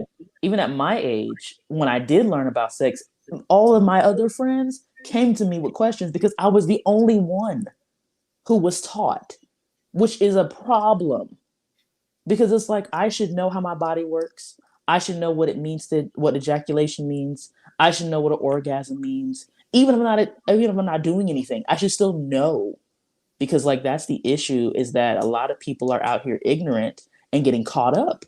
I mean, shoot, my younger cousin, again, I'm not gonna say her name, but you know who we're talking about. She's in high school.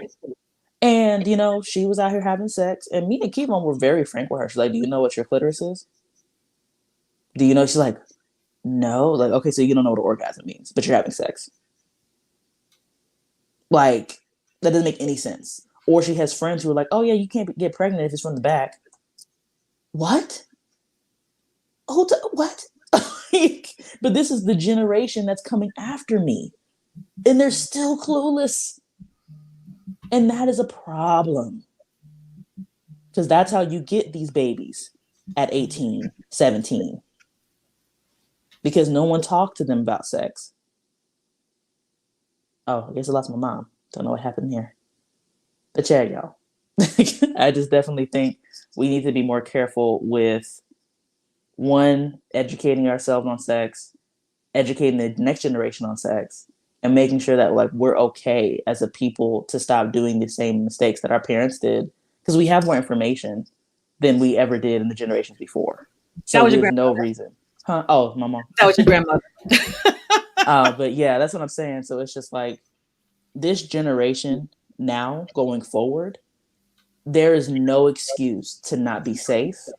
There's no excuse to not know better because literally Google gives you everything. Like there's apps for everything now. Like I didn't even need to ask much about what to expect in my pregnancy because I had a whole pregnancy app that did stage by stage. And these are the possible symptoms. Like you literally have everything at your fingertips now. So like Right. having kids now, you just want to have them because there's Yep. so much resources to prevent, so much resources to like educate you on how to not have them. Like they have ovulation calendar things now. Like literally my cousin got pregnant because she tracked her ovulation to conceive. Like there's so much stuff now that there's no reason to not be smarter about this. Okay, so here's the thing. I like this I just saw all the conversation. comments. What they say? They When ready you for me to drop the left, link. like you said, drop the link. Let's get in. Okay, I'm gonna drop the link right now. Dropping the link right now. Let's get this party started right. Okay, here we go. The link is coming. Daryl said Danny Wild, but facts. Now Man, I listen, just be honest, man. I tell Daryl he is the young Malcolm X girl. He's militant girl, but he be spitting game. But he's like the little nephew. I'm like, calm down, nephew. Oh no. He's Lamont. That's who he is. Oh, He's he's like a Lamont. Lamont. Okay. He's Lamont. Boy, he's Lamont. Hold on just a second, Uncle Stu. I see you. I hold on just a second. I'm gonna bring Uncle Stu up, and then I'm gonna go behind the And I'll camera say for a minute. AC, like if she's here, like absolutely, trust me. Me and my husband think real hard about before we have another one. Okay, Uncle Stu. Hey. I got to give my niece. I'll be sending you your tithes and offering. I'll be giving you the tithes and offering this week. I ain't got to preach tomorrow. Thank you. You said it to the people in the back. I ain't mad at you. You about to make me throw something at the computer. Oh no. Oh no, I appreciate it, sir. Appreciate it. I just want to say, that's what you gave tonight was a definite education, a definite conversation, explaining to young ladies the real cost of having a child. It definitely allows them to know that some things, it ain't them, it is natural. Mm-hmm. But I think, as I said it, even in the chat, some men do not really understand the cost of having a child. Yeah. They really don't know. So some of the things that you talked about is not educated on. Yes. And that's, you understand? Again, that's the issue. Some men may be reacting to things they really don't understand. Yes, I 100% agree. So, because a lot of men think it's just the money. I'm like, it's more than just the money, y'all. But like, we don't have that conversation. I'm a man. I'm a single father. I heard my youngest daughter's mother say that. Now, I was fortunate that I understood it, but that was because of the level of maturity I had at the time. Yeah. But if I was just the normal 25-year-old, I call them Cocoa Puffs. Yeah. No, seriously. You understand what I'm saying? And I'm 54, so a lot of this stuff wasn't happening 25 years ago. Okay, I'm gonna have to, Uncle Stu, I'm gonna have to hold you up for a minute. I got a special guest. I got a surprise for Danielle. You ready? Okay. Oh no. Okay. Look at him. What's going on? How everybody doing? Good. How you doing? Yes. Man? Hey, this is my adopted nephew, Lamont.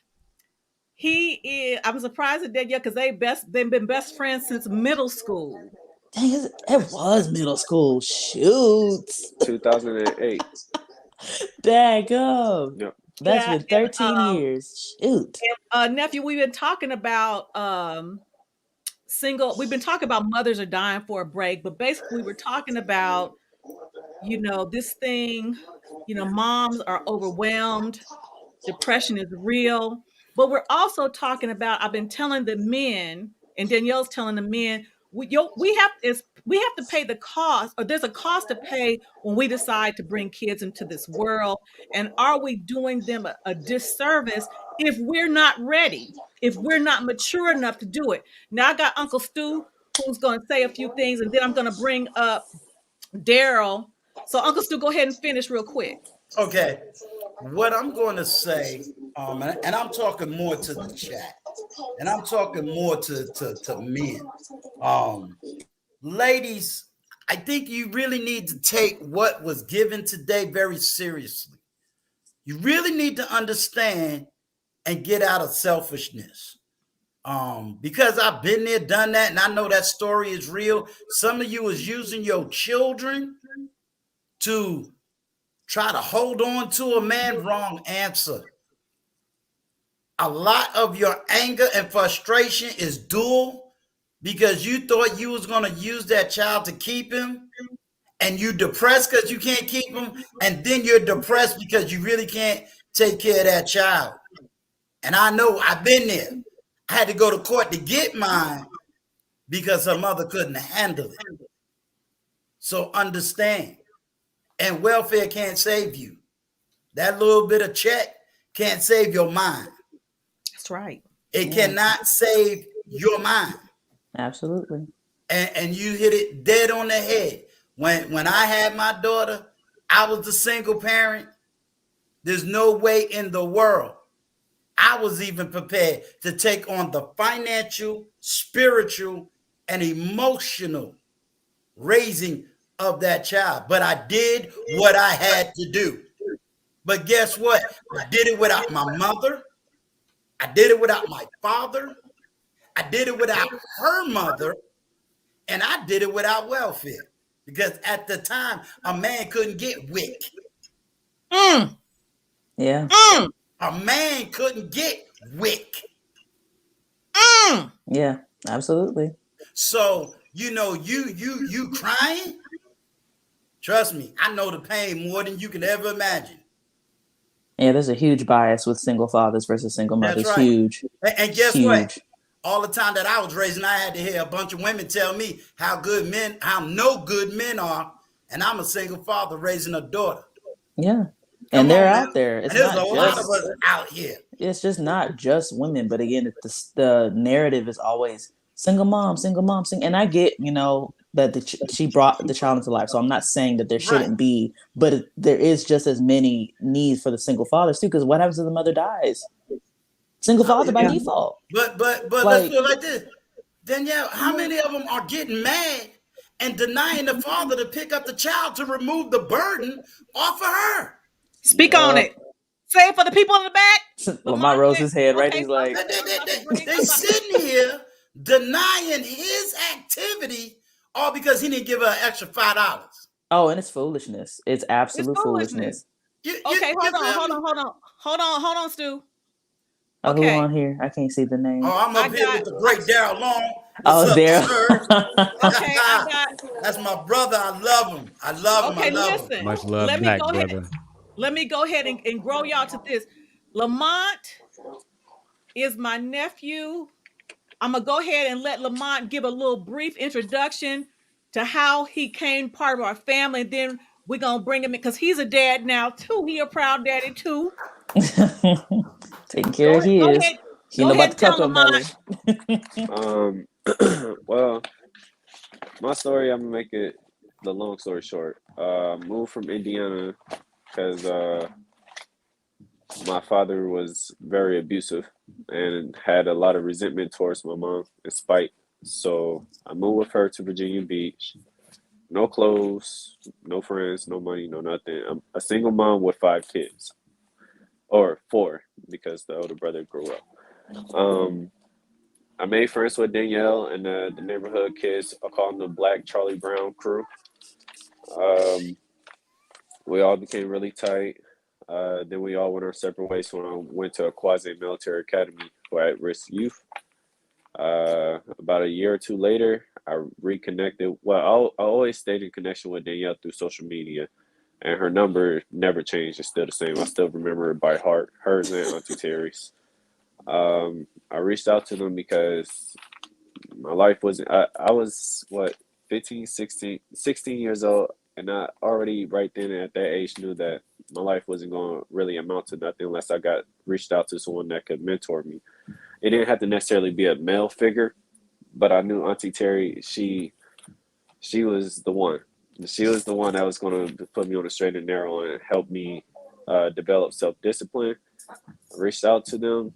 She opened up her door without a question. She asked my mom if it was okay. My mom, she was overwhelmed with everything else. She said, yes. So she put her faith and trust in Auntie Terry. So did I. Went to Auntie Terry's in Woodbridge, Virginia. Let's just say shortly after I moved in with her, she made sure I got straight to the books. I got my GED. I went to Northern Virginia Community College. Not very long because school wasn't really for me, and I wanted to join the military. And she helped me out with that also. She gave me a lot of advice and guidance for that. I joined the Army. And once I got to my first duty station was Fort Hood, Texas, the first person I reached out to was Danielle. And that's when she was going to Northern Texas, I believe, University. Mm-hmm. And I drove 3 hours up there just to hang out with my friend for one day. It was nice. It was cool. I was like, "What's up, bro?" Yeah. So I stayed in touch with them because they both made a very big impact on how my life turned out. And like she said, yes, I'm a father now. I have a son named Ezra. And when You own your Uncle own Drew, business? oh yeah, that just started. It's called Black Panther Transit LLC. And like Uncle Stu said, I definitely agree with him because I'm currently still going through the same situation as we speak today. And it's really sad because I just gave an option to try to help, but the pride that she have, it's not. She don't want to hear what I'm saying. She think I'm trying to be petty or try to keep our son from her, and she's still in the mindset of saying my son, and I'm like, no, our son. And if he's been with me, like literally, I took him across this whole country because I was hot shot truck driving, and just to try to help her out, show her like, look, I will help you. I guess that's not enough. It's only enough when it's convenient for her, and that's really sad because I'm like, look, if you need help, I'm the father, and I've been in the picture since he's been born, even before the DNA test came back, you know. And everybody in the world knows. I'm talking about all over the world knows. He be with me 24/7, you know. And I don't mind it. I told her, I was like, I don't mind being with my son, but I just want to have a set schedule because it's going to mess with my work schedule. You know what I'm saying? I need to know what we're doing. But that's neither here nor there. Either way it goes, just from the little bit that I heard from Uncle Stu, man, I related right off the rip because he's right. There's nothing out there to help a father out. And even with all the evidence showing that the father would be a better fit, the system here in America is really against fathers, let alone black fathers. And I'm glad that I even got the 50-50 custody that I have now with coming back from Afghanistan. I got straight to it. I didn't wait no time. Yeah, and the thing that sucks is I've known Lamont for years. He has three smaller siblings, and he took care of those kids like they were his kids when we were in high school.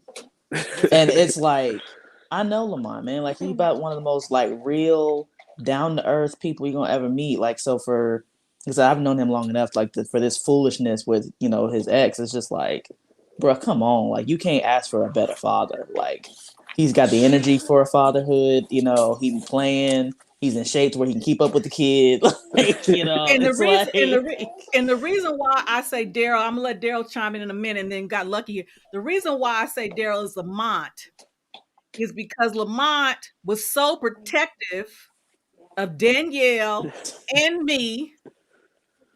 He was beating up folks that I didn't know about. yeah. And Good times. dragging them, literally dragging them because he's about that. He don't play with disrespect. He don't. But see, Daryl, Lamont listened to me because I say you can't be beating up everybody. You can't be doing that. Just he throw hands, bro. So let me introduce you to Daryl. Lamont, this is Daryl. How you doing, brother? How you doing? I'm doing really good, really good. How you doing, Uncle Stu? Oh, I got him on mute. I'm sorry. Let me go ahead. There you go. Doing good, Daryl. Doing good. I hope everybody caught what you said. You and I disagree philosophically on things, but this one thing we agree. So I hope everybody really catch that. I hope they really capture that. Because me and you support each other. We just got two different means of how we trying to get to the same ends. But on this, I hope everybody hears you, man. And to my brother Lamont, Army strong, brother. Most I'm Army dog now. Cab Scouts. Army all the way. All right, I'm gonna be quiet. Handle Do I it, hear Daryl. Ezra in the background? Yep, Ezra he's getting his hair done. Oh, okay. Look at my Ezzy. Look at my Ezzy. Look at Ez. He's your twin. Oh, Lord have mercy. That's your twin. Jesus. So, and Daryl is a proud papa of a beautiful doll baby. So when we started the broadcast talking about mothers are dying for a break. This is an important thing. When we have fathers who want to give us a break, let them. Let them. Because I had that problem too. I would say, she's my daughter. No, she was our daughter. Tell them one more time. They didn't hear about the mind. versus the hour. I had to get grow to that. I was selfish, like Daniel admit. I was, well, that's my daughter. She's my child. No, she's our child. Mm-hmm. Sometimes we mess it up on both sides because there are some times that, I wanted him to pick her up and he didn't. But there are some times that the daddy do want to pick up the baby and we moms be tripping. No, you can't have her now. What? That sucks. It does That's suck. the worst. That's the worst feeling. Yeah, and it's not okay. And again, it's bitterness on both sides, because it's like you lay down and had kids with her, and now she mad because she a single mom, and you out here. It's a lot of stuff that again has nothing to do with the child. It's all the adults here. Like, Yeah. but Agreed. And Danielle, can I just get real? And we got two other brothers here. I'm 54. I've only met, honestly, one man that I would say was sorry as heck. Mm. In my whole 54 years, I can only mention one man I can say, that's a sorry dad. Dude, I hope they put you under the jail. You know what I'm saying? But a lot of men I hear over and over and over, man, I wish she'd let me see my child. Man, because I owe child support, I can't see my child. Man, because I wouldn't do this, I can't see my child. There's more excuses for them not being able to see their child than he was just having a whole bunch of babies all over the place. Exactly, and it's And, that and, type and, of and that's stuff. the narrative that I'm tired of. Like, lady, Yeah. stop. Because Stop. again, it's not, again, this is what women don't realize. Men don't have the capacity for the emotional BS. That's why they leave. It has nothing to do with the child. Think about it. Why would I want to deal with a woman who's yelling at me every other day, who's telling me how much I ain't doing nothing, who then wants to have me come over to the kid at the most inconvenient time, and then doing this? I would leave too. Are you kidding me? I'm like, I ain't got the time for I this. didn't necessarily leave. I just more so went the more tactful way about it, and I was like, "Look, let's just make it about the child. I'm not about to go through the court system to try to take our son from you, Hmm. but I do want it to be fair. I don't pay child support. Everything I present, I don't pay child support." And I said, "Look, he could have both our last name. She could have got child support when I was in Afghanistan, but she said the money wasn't enough. The $264 a week wasn't enough. So they said, all A right, then y'all week. go to court." A week? Oh, for a child, he was only 6 months at the time when I went there. I don't spend that much money on Michelle, and I'm married. And I was like, look, man, that's how desperate I was to be a part of my son's life. I'm like, dude, I literally try to put myself on child support. You know what I'm saying? And like my generation, I'm gonna just speak for my generation. It's really screwed up when it comes down to relationships and a lot of single parents, and I'm at fault of that also. But at the same time, from the day that she told me that she was pregnant, I stepped up and moved her into my house, even with Yep. us not being together. But once I got called, excuse my language, once I got called a bitch, a sensitive bitch, a bald head bitch, all this stuff coming from a female to me, and I never, you know how I feel about that B word. I do. And I literally Yes, you I skull dragged the dude that called you a B word. You know what I'm saying? So for a female to call me that to my face, mind you, coming from combat arms, you don't know me for nothing, and I'm known for fighting. I love to fight. You know what I'm saying? But I do it at the right times. It really disturbed me, so I pushed myself away from that, and I was like, I still was helping her with my son because I created that child. You know what I'm saying? I Exactly. helped created that child, and it's really sad, man. Our generation is messed up with that whole concept, and that's why I had to go the legal route because I could be an adult about it, but then once she gets disrespectful, I get disrespectful. Now we're going back and forth, but it's always the man that's in the wrong when it comes down to everybody else seeing it. And that's what's Oh, not fair. That's oh, not you should fair. never and let did me that and to let me me. Mm-hmm. tell you something real quick. I'm gonna let Daryl join in too. We got Lucky up here, and and here's another thing too, ladies. And I'm doing this channel because I done made my share of mistakes. Don't do what I did. I acted a damn fool. A lot of it was out of insecurity, and I'm just keeping 100. I was insecure. Part of me, I wanted him back. He didn't want me. Part of it, I'm like, it was just crazy. But who Yeah. suffered? Her. Who suffered? Her. And Yeah. again, Lamont, when he, and this, I want y'all, and Daryl, this is why I'm gonna bring you into it too. I see your baby girl. That's why I'm gonna bring you into this too, Daryl, because I haven't seen the video, but I heard that you had a situation when you first had the baby, and there was some craziness. I get it. Yeah. I get it. And it's a When you lot. feel like they trying to keep the baby from you, that's your baby too. They And tried. that's when I knew that Lamont was having problems. I said, nephew, quit going to social media with that shit. How many times did I go to you and say, don't do it? And the reason why I'm gonna tell you two don't do it is because at some point, your children are gonna be able to pull that up. The internet's forever. That ain't They're going gonna be away able in to 20 pull that up. years. And you don't want they're gonna be plenty enough time they're gonna see a father or a parent for who they are. Because they're gonna know that you ain't perfect. Don't do that. If you have somebody offline you can go to and vent, that's what you do. Don't vent on social media. Because Yeah. I've had to call him several times, nephew, stop it. Because I mean, think about it from this way. Because again, I'm an adult from a single parent household. We didn't have social media as a kid for me either, but I still remember the foolishness of my parents. Think about that, and they were in two different states, and I still noticed. It's still like so. It makes it even worse when you take it to a public platform, because now I can Google you. I'm like, let's see See, what my mom is doing. Oh, she was going off with my dad here in 2026 or whatever. Like, it's not good. It's just not good. Because kids are very smart and kids are very petty. Because I promise you, kids, if your kids don't look into it, they friends gonna be like, let's look up your parents. yes. And And then and it's over. Maybe hold on, Stu. Daryl hasn't said. Go ahead, son. You know, I don't often talk about that situation, which is why I was so upset when Mr. E Black chose to use that video out of context, right? Because what happened to me was egregious. Yeah. And let me just break it down for specifically Uncle Stu and Lamont. My daughter was born October 3rd, 2020.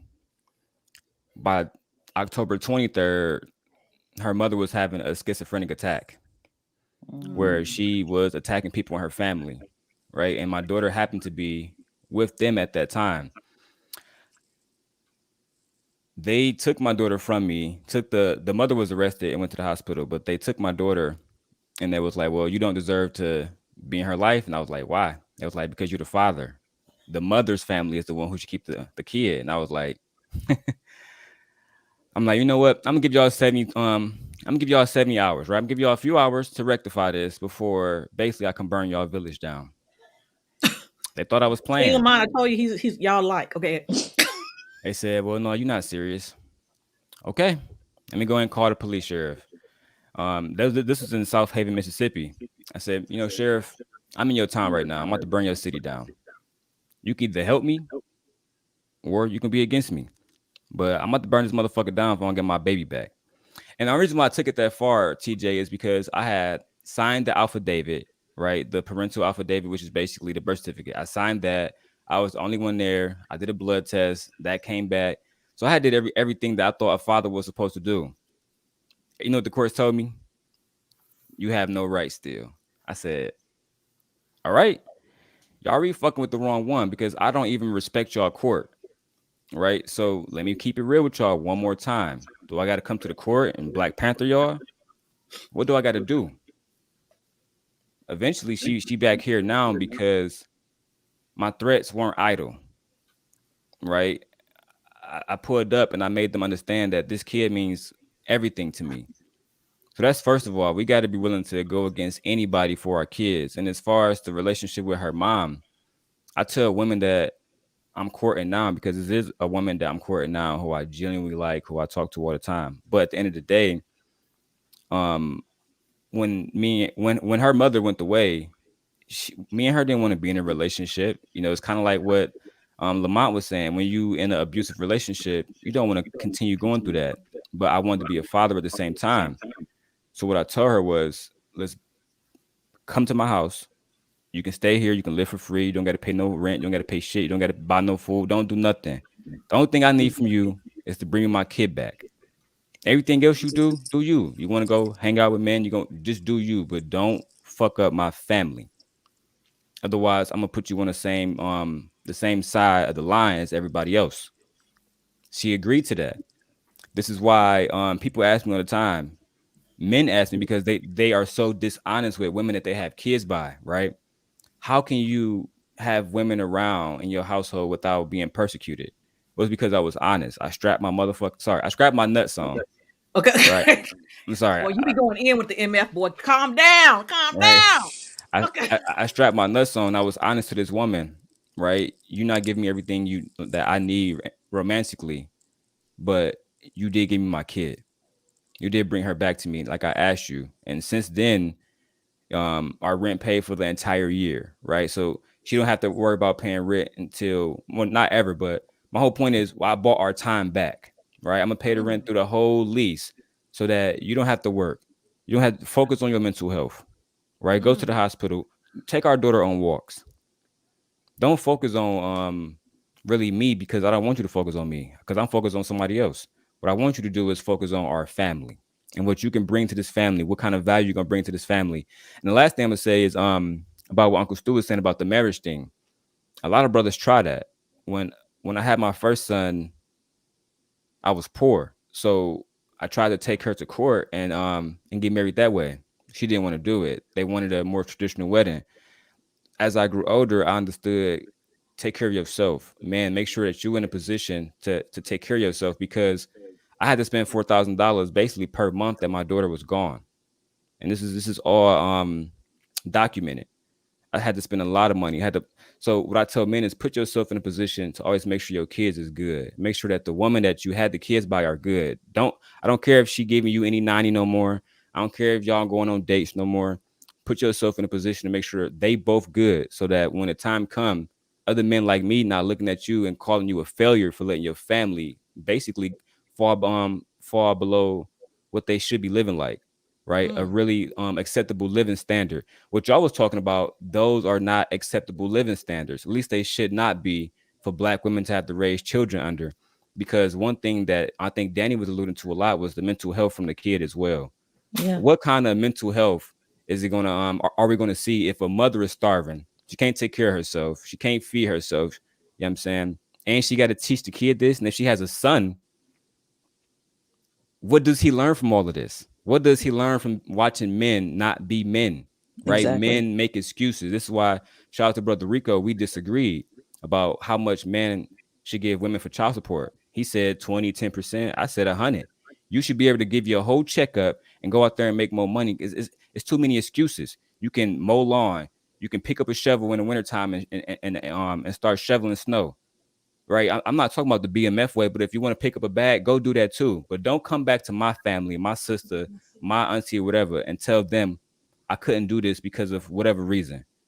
Because I'm gonna just look at you like you a coward and you an excuse maker. You have to. Uncle Stu and Lamont went to the military. You think they wanted to go out there and hurt people and start shooting people? No. I know for a Yeah. fact. Only Lamont. I'm about to Yeah. say, shout out to Lamont. Shout out to Lamont. They, But Lamont. Uncle it was Stu, fun after a while, right? Look, Lamont he look nice, but he gangster, y'all. Don't let the smile fool you. Yes. Lamont Uncle about that Stu told me action. that he did it because of the benefits Yeah. too, though. He did it because he was taking care of his family. He was being responsible. And I think a lot of men don't do that too. They say, um, Uncle Stu knew he wasn't trying to be in the streets, but he wasn't that type of dude. He didn't want to portray the kind of BS that those men portray, right? But he didn't want to be broke either, so he made a move. And that's all I'm saying is so many dudes sit around, they waiting. Well, I guess she gonna get child support. I guess she gonna get welfare and all these different things. And I guess the Lord, or this is something that E Black would say, the Lord would take care of them, Oh Lord. right? Yeah, Right. we If ain't even gonna go down that road. Let's I'm not just even talk saying, because about it. Keep this it is the moving. type of Let's stuff keep it that moving. Let's keep it moving. Let's not I'm even just talk saying, about Keep it man, that. because moving. I Hey, want, Daryl, I can I want, ask you a question? I yes, want, Hold on, I Stu. sir. want Let me, Stu. Hold on, Stu. okay, Mom wants to ask a question. Go ahead. okay. It was the part that you were saying that because you said a lot. The part where you were saying that basically be a man, stand up, and help that woman that conceived your child. Correct? It Some man, I must only speak for myself. I tried that route, and it's more so if her pride is up there, she's not going to accept your help no matter how hard you try. Like, I don't know if you caught the part that I said at the beginning. Prior to me going to Afghanistan, I tried to put myself on child support for her so I could have some rights to my child because in the state of Indiana, they make it almost impossible. I tried that. $264 a week plus the stuff that I was still paying for out of pocket wasn't enough for her. She said my son doesn't deserve my last name. That was her whole argument, and she don't feel like that money was enough. So I had to go the route to get a lawyer once I got back from Afghanistan. I cut my tours short, and let's just say that she burnt that bridge for herself. She don't get child support now. They told her that she's not getting child support. He's going to reimburse you for the child care that you pay for, which I'm almost done with that. Then I can use my VA loan, which I'm not going to use that yet. And he has both our last names. And guess what?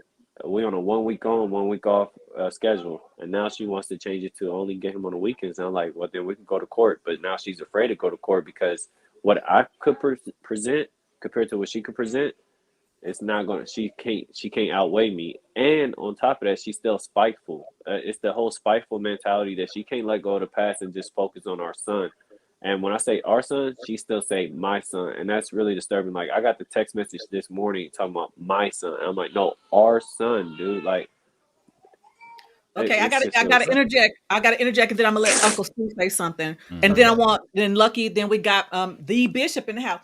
Nephew.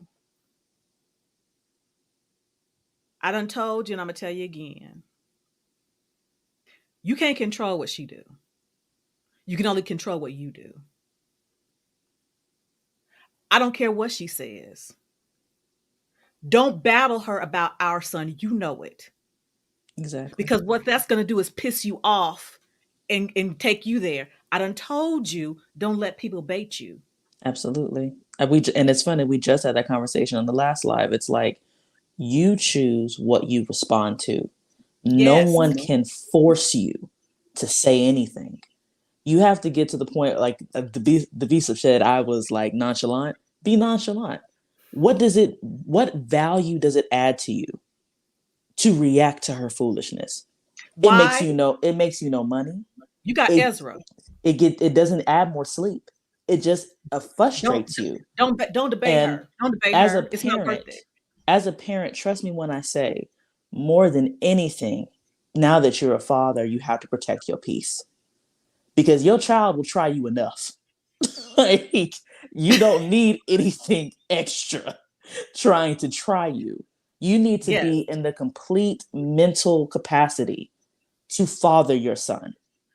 And reacting to the mother does not help you father your son.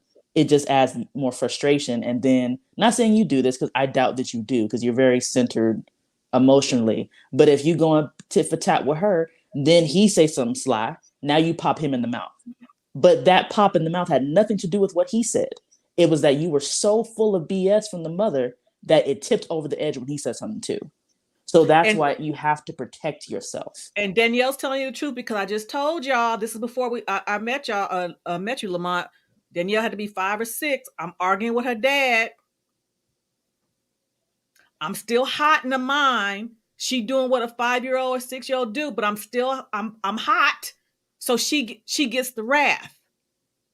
So, shout out to the Intentional Millionaire and AC. Thank you so much for your Cash App. And also the sponsor for this live is Uncle Stu, because he hit me up last time. Pow, pow. Thank you. Tithes and offering. Tithes and offerings in the house. Okay, Uncle Stu, then Lucky. Thank you, Lucky. But go ahead. What you got, Uncle Stu? Okay, Wait, 1 second. I'm sorry. I don't have much time. So I'm sorry. Okay, I'm sorry. Go ahead. Oh, sorry, Lex. No, I'll just go ahead and leave. Y'all go ahead, because I know Uncle Stu. No. I wanted before Uncle Stu. I wanted Lucky you to talk, because we had talked about moms need a break, and we were talking. You were telling me about when you had baby girl. Tell us real quick about that.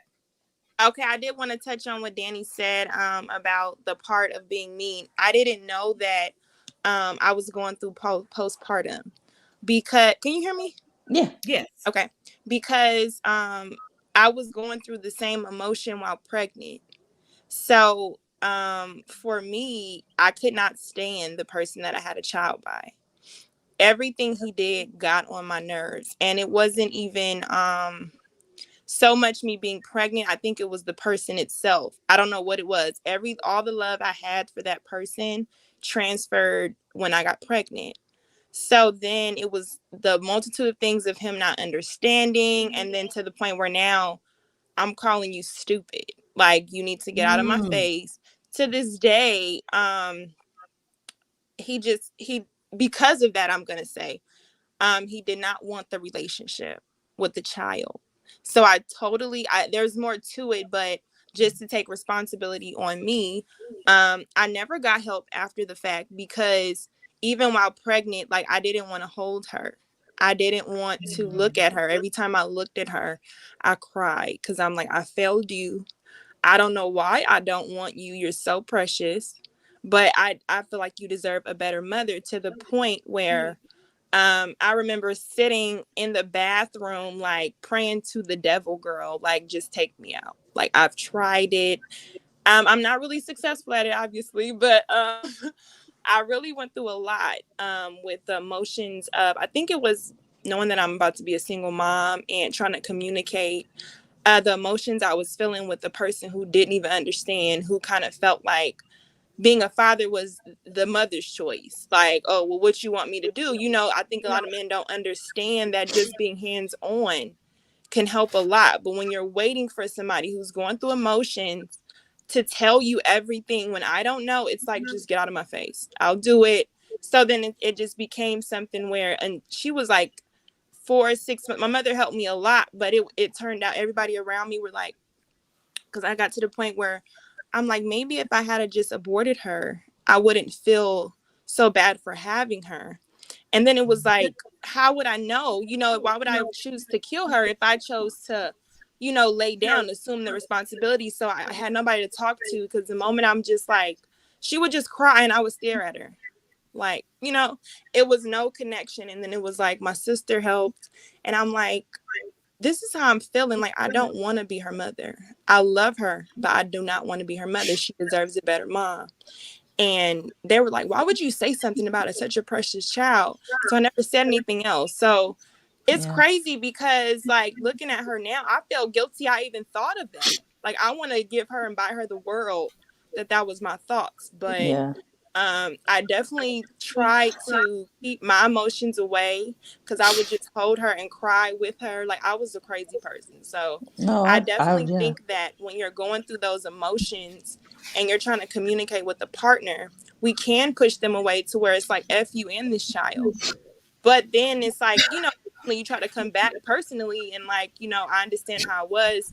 You don't understand a woman's body. It's like, but I can't get over what you said. So good luck with that. You know what I'm And saying? So it's real. Yeah, it's because like, you start to think, was it my fault that I'm a single parent? But you don't have that type of help. You don't have all that support in a person. If a man that you land with just know how to plant his seed and not know not the responsibility or the everything that comes along with it, you will be left as a single mother feeling like this person don't want to be a father. And he probably doesn't, because to me, I just don't think that that's an excuse personally.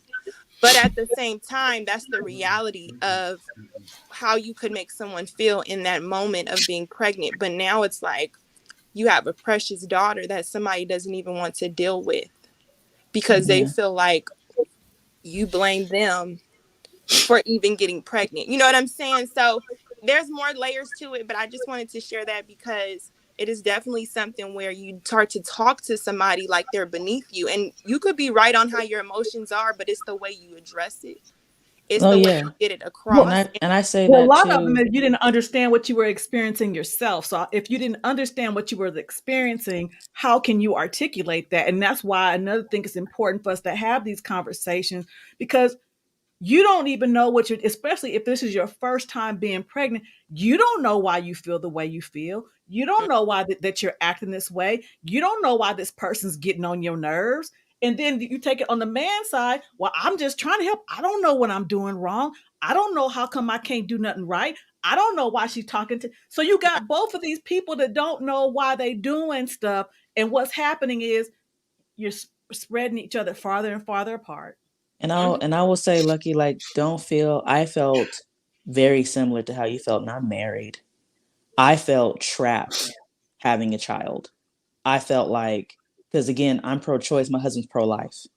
So when I got pregnant, I already knew what it was. There was no option to abort, even though if I had the choice, I would have, because I didn't believe in having a child when I wasn't ready.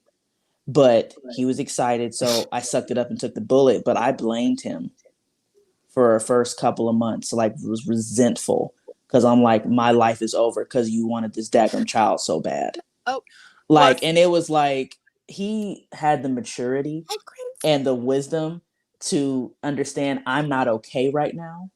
So do not take what I'm saying to heart. But again, my husband is a rarity to where he could compartmentalize, this is postpartum. Mhm. Do not react to this.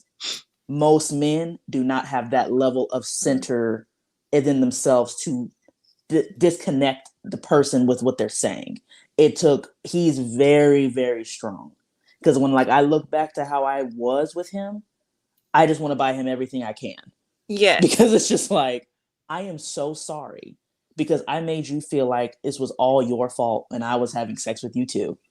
So it's like, it's not fair to do that. But again, like my mom said, I couldn't even articulate why I felt this resentment. I just knew I was resentful, but I didn't know why. I didn't know what was happening. I was just like, I'm not okay and I don't know how to fix it. And it's one of those things that it's like, it's not, I'm talking about it as a married woman. So people know, oh, no, married women feel it too. It's not just, single mothers out here feeling this way. I have an amazing husband and I still felt that way. So it's nothing to be ashamed of. It's something that should be normalized so that people can stop looking at women like, why you ain't happy? You having a baby. What's there to be so sad about? You're okay to be sad and you're okay to be happy. Both are normal and healthy reactions. And when they're normalized, people can get the help that they need when it's happening versus getting the help after the fact because they were too ashamed to admit they needed the help. Or waiting and not getting help at all and thinking that it's not going to get better and ending your life like this young lady did because she felt like there was no way out. Okay. I think Uncle Stu, Yeah. then Mr. Bye, Bishop, y'all. and then I just wanted to give Yeah. that. All bye, right, love. Lucky. Bye, Nisi. Bye. Lucky, breathe. Breathe. You got it. Oh, I'm breathing now. That I love her. No, She I saved my want life. you to I breathe love her. because as a older man, it's the only time I throw my age out here. As an older man with a little gray, I just want you to understand it was neither one of y'all fault. Absolutely. I want you to hear me. It's neither one. Not every man can handle the verbalness of what you said. Okay? You can't put him in my category. Can't put him in Daryl's category. Don't put him in Lamont's category. Don't do that. Okay? So don't blame yourself because you had two ignorant people trying to raise a child. Amen. So don't blame yourself. Don't beat him up anymore. Don't beat yourself up anymore. Wait. That was Nope. just when I was pregnant. I No, just want to put a disclaimer. You didn't hear what I said. You didn't hear what I said. Don't blame and beat him up anymore. Don't blame yourself anymore.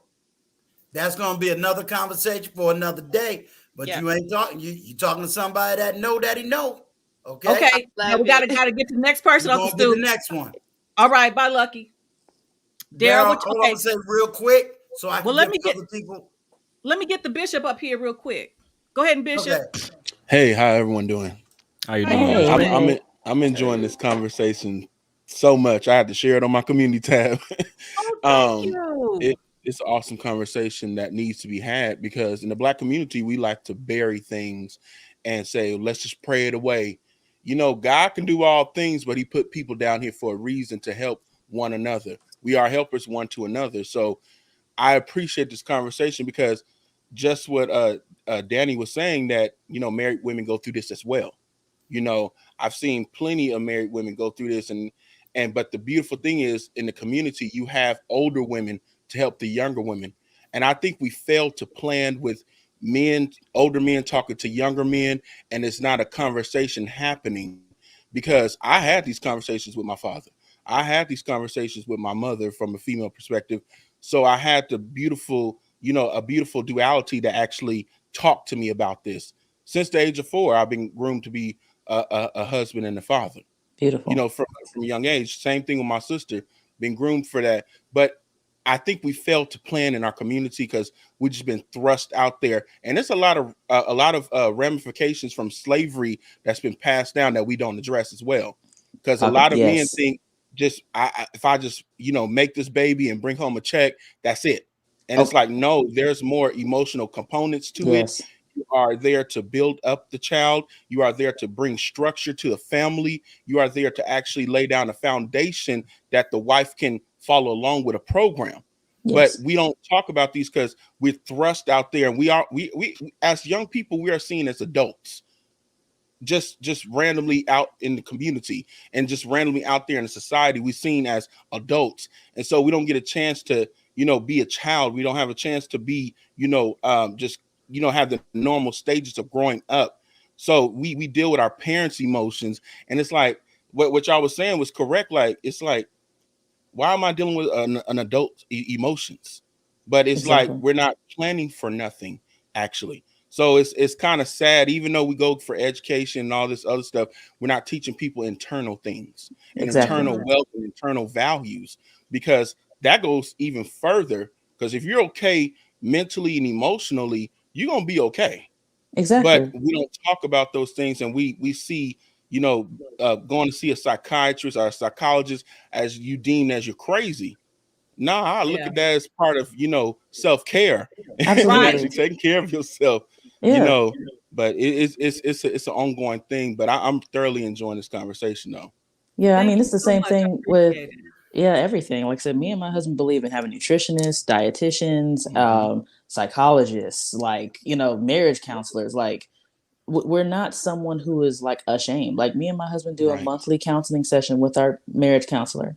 Hmm. Our marriage is fine, and we keep it that way because we Right. go to counseling once a month. Yeah. So that's the point. It's like, if you consistently are taking care of what you have, there's no need for you to go off the deep end because you're Right. consistently checking in. Like I said, I have my own therapist. We have our marriage counselor. He has his own dietitian. Like, we do these things to keep well, and that's Hmm. what self care is keeping yourself mentally and physically well. Hmm. So, Okay. We got 10 minutes because Danielle's actually 5 minutes over. So we got 10 mhm, more minutes. Uncle 10 minutes. Stu, Okay. then Daryl, and back to Lamont. Then I'm going to wrap it up. Okay. Sounds good. All right. I'm gonna say this real quick to relate to Daryl and Lamont. Both of y'all have access to me. When y'all get that rage, y'all better hit me up. All right. I'll even make Yes. sure that y'all got my personal number. Second thing, to relate to Daryl and to relate you to you, Lamont.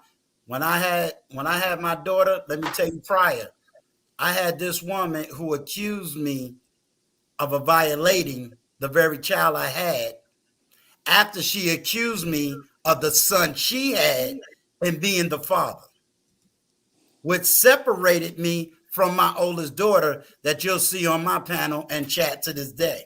Okay. So when it comes to dealing with that, not only was I accused, her sister took her to a battered woman's shelter with the child. So I had 2 strikes before I was able to go to court and fight for my youngest child. So I want to explain to women in the chat real quick. Don't look at us as a champion. Please understand that by the grace of God, I came from money. So I had money to go to court and fight for mine and win. And at the time, you're right, there is no internet.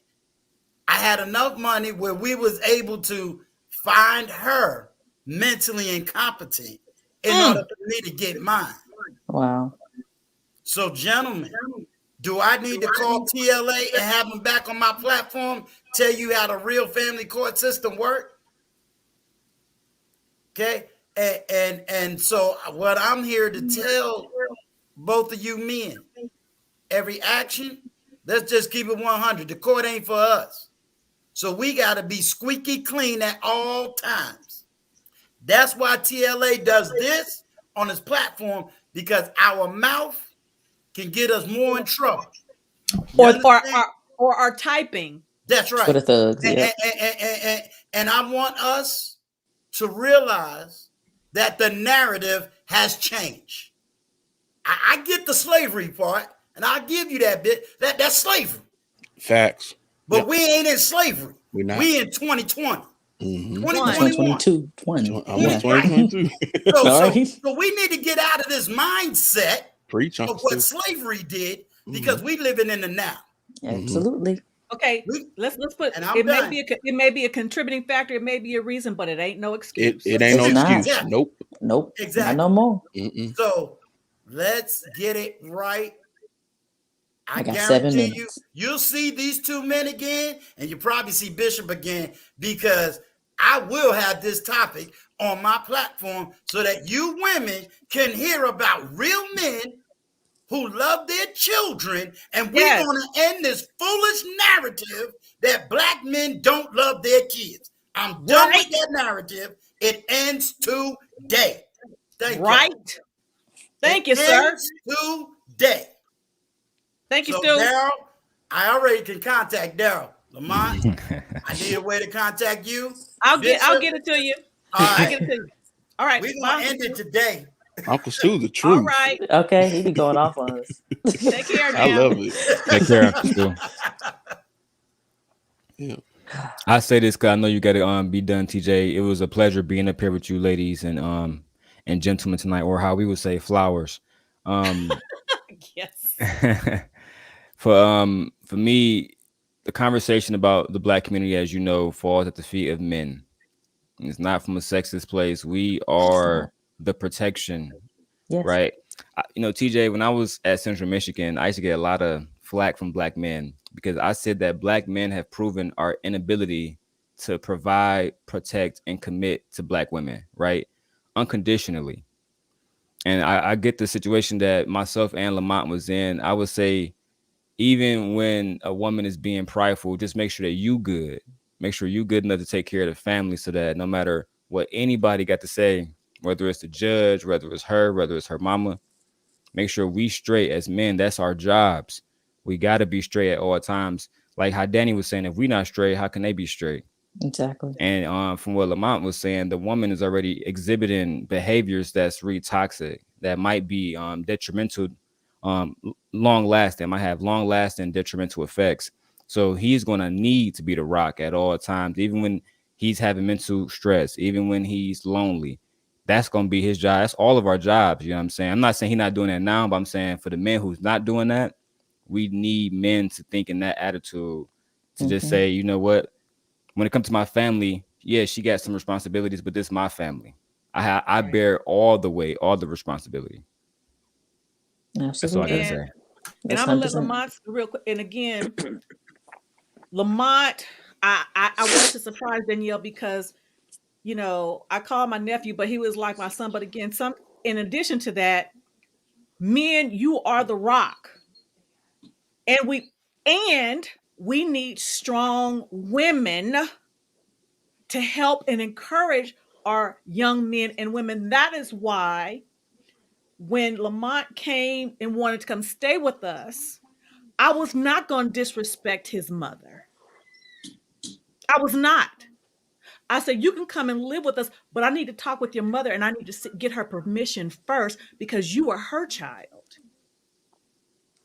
And his mother allowed me that, because again, she was struggling.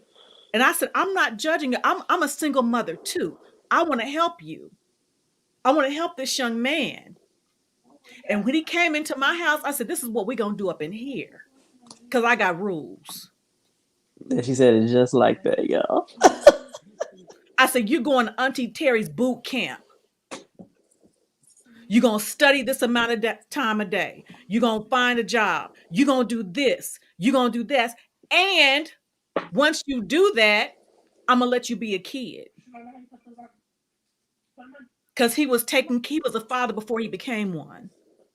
Yeah. I said, I want you to be a kid. You ain't got to worry about nobody but yourself up in here, but I got rules. I provided structure. Because kids need that. Yes, and indeed. now he's able to give that to Ezra. Because he knew Auntie Terry wasn't playing. Go ahead, Lamont. Not to take away from the whole topic and everything we all discussed, but I more so got to the point in my life that, like you said, I can't dictate or regulate what she do in her life or how she conducts herself or how she takes care of her child. I can only do my part as a man. So with that being said, my main focus is getting this business established, which I did. Create a generational wealth, making sure that he has better options and more support than I did, because I know what it feels like, and I don't want my son to have to go through that hardship with two parents being torn apart, because neither one was really able to give me that time and support. But I got the time, I got the support, and I mean Ezra, he's really smart. I don't know why he's putting handcuffs on, but you know. Uh-oh. Wow, what you doing? I'm good. You okay? Lord. I'm good. Okay. But just to get back on topic, that my main focus is taking care of my son and doing everything I can in my might, and I'm gonna keep doing it. Yes, it's tiring. Yes, it's annoying that I have to every now and then not every now and then, always be the bigger person when it comes down to his mother. But at the end of the day, me and her are two different people, and it is what it is. I'm gonna make sure my son would never have to want or need for anything. That's my main focus. I respect Black women. I love my Nubian queens. I've been like that since forever, and it's always Basically. gonna be that way. But at the same time, I can't try to. I can't. How can I put it? I don't have really good vocabulary, but I basically can't change my character and be super submissive to someone that can't meet me halfway or compromise when it comes down to our son. And Well, you're not that's the supposed to be point. submissive. You're supposed to No, lead, you're and they're not. supposed to submit to Exactly. you. And But Yeah, you're so but you that's supposed you to what. just said love. it too. That's it. All you can do, Lamont, is be true to you, because at the end of the day, when your son gets old enough, your son will recognize truth before Yeah, you have to say anything about his mother. He'll know. like So, and he'll he's respect gonna know it. what a real man is. He's That's gonna all I'm know trying to get. He's exactly, and gonna that's and all you can do at the end of the day. Because when Ezra gets old enough to see whatever, God forbid, I hope the mother gets it together before he's old enough to realize what's really going on. But if she doesn't, he will know. Just right, like I knew, even at a young age, what my mom was doing. Did we always have the best times? No, but when I look back, I knew who was the rock, and I knew who right. wasn't. And I pray for his mom. I promise you, I do not wish bad upon her, because at the end of the day, it's gonna affect my son. I pray that she get her stuff together. When she be trying to brag about, oh, I got a job. Congratulations, I'm proud of you. Keep doing what you're doing. I promise you, I got all this stuff in text message. So whenever she say I dog her, drag her, how about you talk about the positive stuff that I say to you? How about you look at it like that? Or how about you Don't stop trying to focus on compete it. with me? Yeah, Don't. don't like I don't compete with no one. I'm in my own race. I'm in my own marathon, and that's where it's gonna stay at. And he got everybody that loves him. That's all that matters. I just want my son to feel loved, because that was something hard for me to really feel growing up, was feeling love. And Awesome. yeah. Well, Yeah. did I make you feel loved? Oh Oh, of gosh. course. That's why I'm getting teary eyed now, because it means a lot to me that you reach out to me still, and with me being on this broadcast, like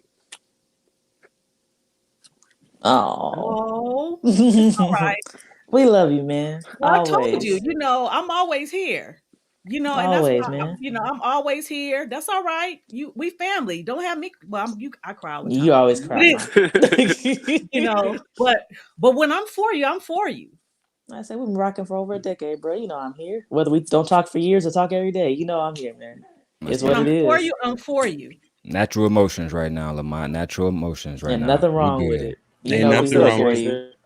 I'm still a thug. I'm still a gangster. it. You I feel you Lamont, on that. You like Lamont I'm always still thugging. gangster. No, no, no. He always a thug. But man, let me go, y'all. I gotta get yeah. ready with my husband and I'm gonna stuff. wrap it up. I want to say one last thing. Depression is real. I Mhm. want men and women this week. I want you to do something for yourself. When we come back next Saturday, I want to hear about some self-care you did for you, whether There it we be go. dress yourself up, go to a movie, take yourself to lunch, wash your ass, do something. I want self-care, it. get a massage, nails did, hair did, men shave, cologne, Go cologne, to your whatever. barber, get them right. Go to your You know. barber. Next week, I want it in the chat what self-care you did. Awesome. All All right. right, y'all. Love here. Y'all have a great weekend. Bye, All right. Ezra. Bye. Bye-bye. Bye. Peace, guys. All right, bye, y'all.